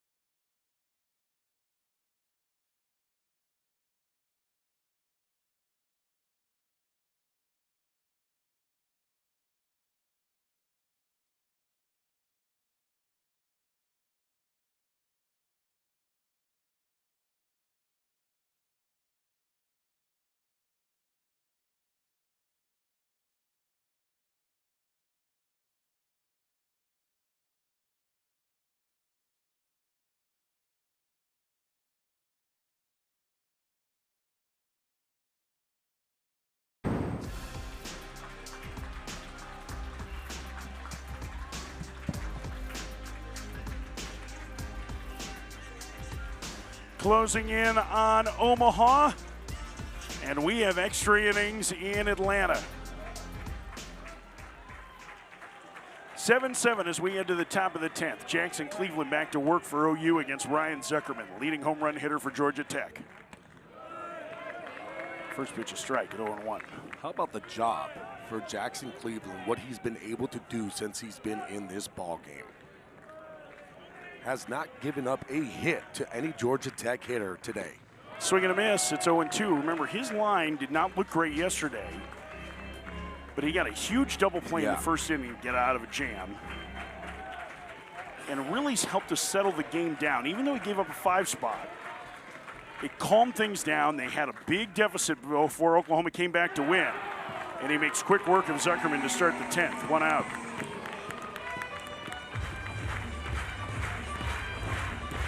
Clearly, I mean, this is his bread and butter. It's a huge breaking ball. Actually, no, that's the splitter that he's starting to throw a little bit more now. It's got a lot of action like that breaker as it's coming down. I mean, it just absolutely kills the spin on it. Alex Hernandez, 4 home runs in this regional. 13 runs driven in the first 3 games. Tried to take a swing, he went around, and now you're starting to see a little over-anxiousness from Georgia Tech hitters. Something we really haven't seen this season. Now, Alex Hernandez did face Cleveland in yesterday's ball game and hit a 2-run homer.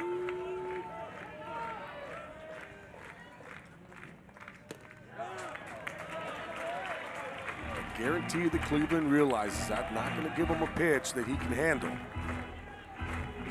Right now, that split finger has been working this whole entire game. The 1-1. Popped up. First baseman Taki into foul ground, 2 outs.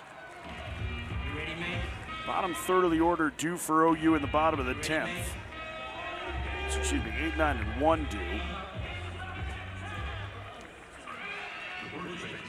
Taki branching to the top of the order with walk for OU. Jackson Cleveland continues after throwing 66 pitches yesterday. The senior has been outstanding today. Pitch to Kent Schmidt. Breaking ball strike. It's 0-1.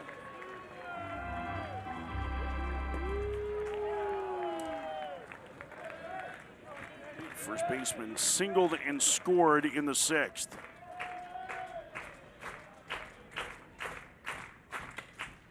Little jam shot out into shallow left. Oh, and what a running grab by Jackson Willits to end the inning. Great defense from OU again as we head to the bottom of the 10th, tied at 7. Boy, he had to go a long way to make this play. Jackson Willits making a great play, and all of a sudden, Oklahoma has a chance for a walk-off.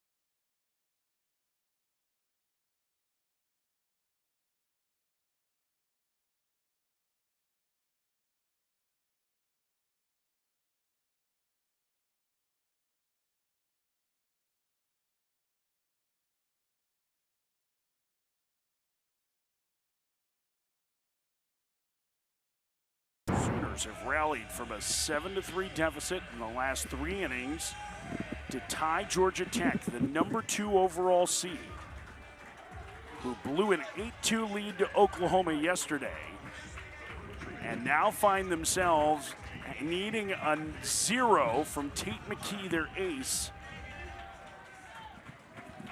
as the right-hander will face Dayton Taki. Taki, Kyle Branch, Jason Walk, 8-9-1 due for OU.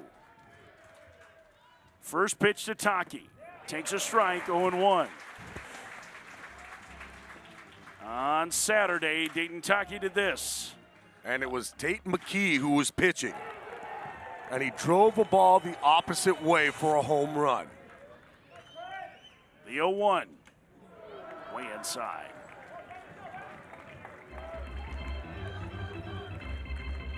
Georgia Tech was 2-0 in a regional for the first time since 2010. They are trying to win their first regional since 2006. Taki behind the count, 1-2. They have had the best offense in the country all season long. Oklahoma's pitching has done enough to keep them in check, and the offense has come alive for a team that was 13th in runs scored in the SEC this year. Taki takes in the dirt, 2-2.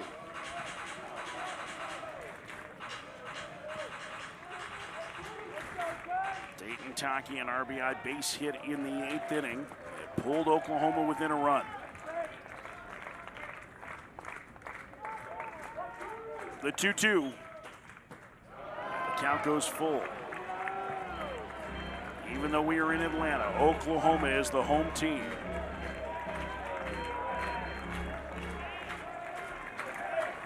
There's Taki's mom. She has been living and dying on every pitch. Taki in the air to center. Burris going back. That ball is gone! It's gone! Dayton Taki sends Oklahoma to Super Regionals!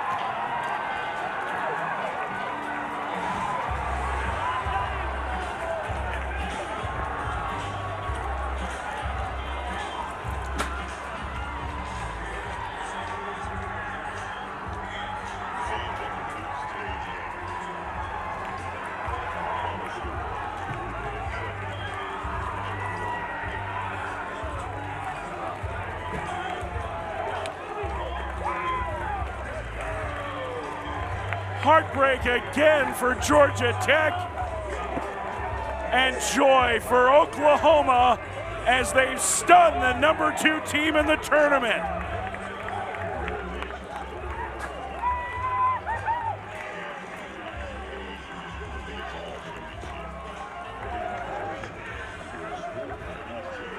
Oklahoma is going to Kansas to take on their former conference rivals.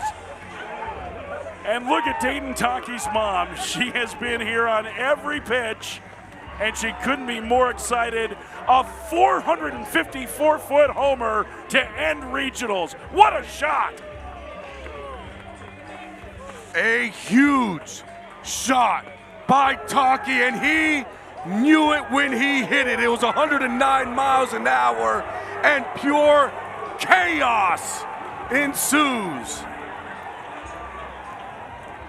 The fight by this Oklahoma Sooners team, never giving up, staying with it. They did it yesterday. They did it here again today. 8, 7, and 10 innings. Oklahoma is on their way to Super Regionals, and there's Mom. And the tears of joy are flowing with the Oklahoma parents. They've done it. They've stunned the number 2 team in the tournament. Incredible.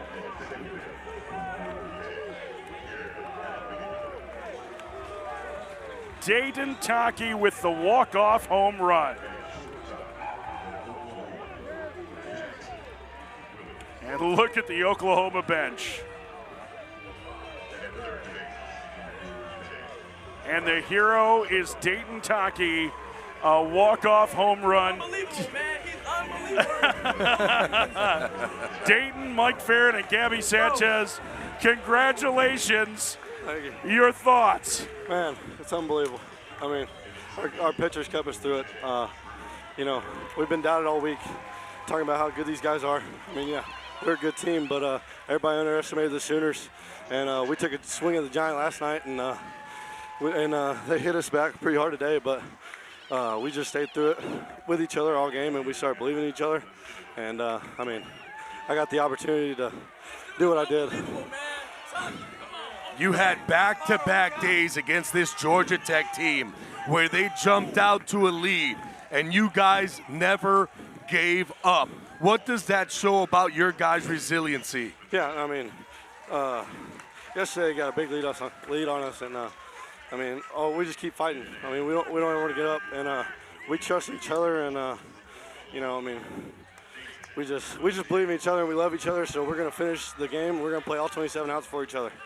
450 feet. Man, that's a shot. 454. Like, where's that rank in terms of, I mean, over the batter's eye, dude. Like, yeah. Where does that one rank for you in terms of distance? Man, that might be the farthest one I've ever hit. You know, I got all of it. I knew it was gone, and then I got to celebrate with my teammates, and I'm just thankful to be put in this place and at this time. Hey, your mom has been here every game cheering for you. She's got the Taki gear on. She was so excited. She knew this could be it. Yeah. What has it meant to have her support? I mean, we've got her on the screen right now. The tears of joy are welling up in her eyes. I can't thank her enough for all the support, man. And I didn't know she was coming. She surprised me down here, and you know, it just made me so happy. And I can't wait to hug her after the game. Well, you go do that. Hug your teammates, hug your mom. You're going to Lawrence, Kansas for Super Regionals. Dayton, congratulations to you and the Sooners. Thank you, fellas. Boomer. Dayton Taki, the hero in the 10th inning tonight. Oklahoma is heading to Super Regionals to take on former conference rival Kansas. Unbelievable. And as we go through the elimination must-win games for teams today, we are now heading to Supers without the number 1 and the number 2 overall seed. Incredible. This was just about resiliency from OU, never giving up and believing in one another. Down yesterday big, coming back to win. Down today, 8-3, and being able to do what they did and continue to just press this Georgia Tech team and coming out victorious. 8-7, Oklahoma walks it off on this shot from Dayton Taki, and the Sooners are heading to Supers to take on the Kansas Jayhawks. Oklahoma wins, and Super Regionals begin next weekend as Dayton Taki's mom and the tears of joy. That'll do it for us from Atlanta. Thank you to our incredible crew for all their hard work over the last 5 days here in Atlanta. For Gabby Sanchez, I'm Mike Farron. Thank you for joining us for coverage of the NCAA Baseball Regionals. We'll send things to the studio with Matt Schick and Squeeze Play next. The Sooners are going to Lawrence.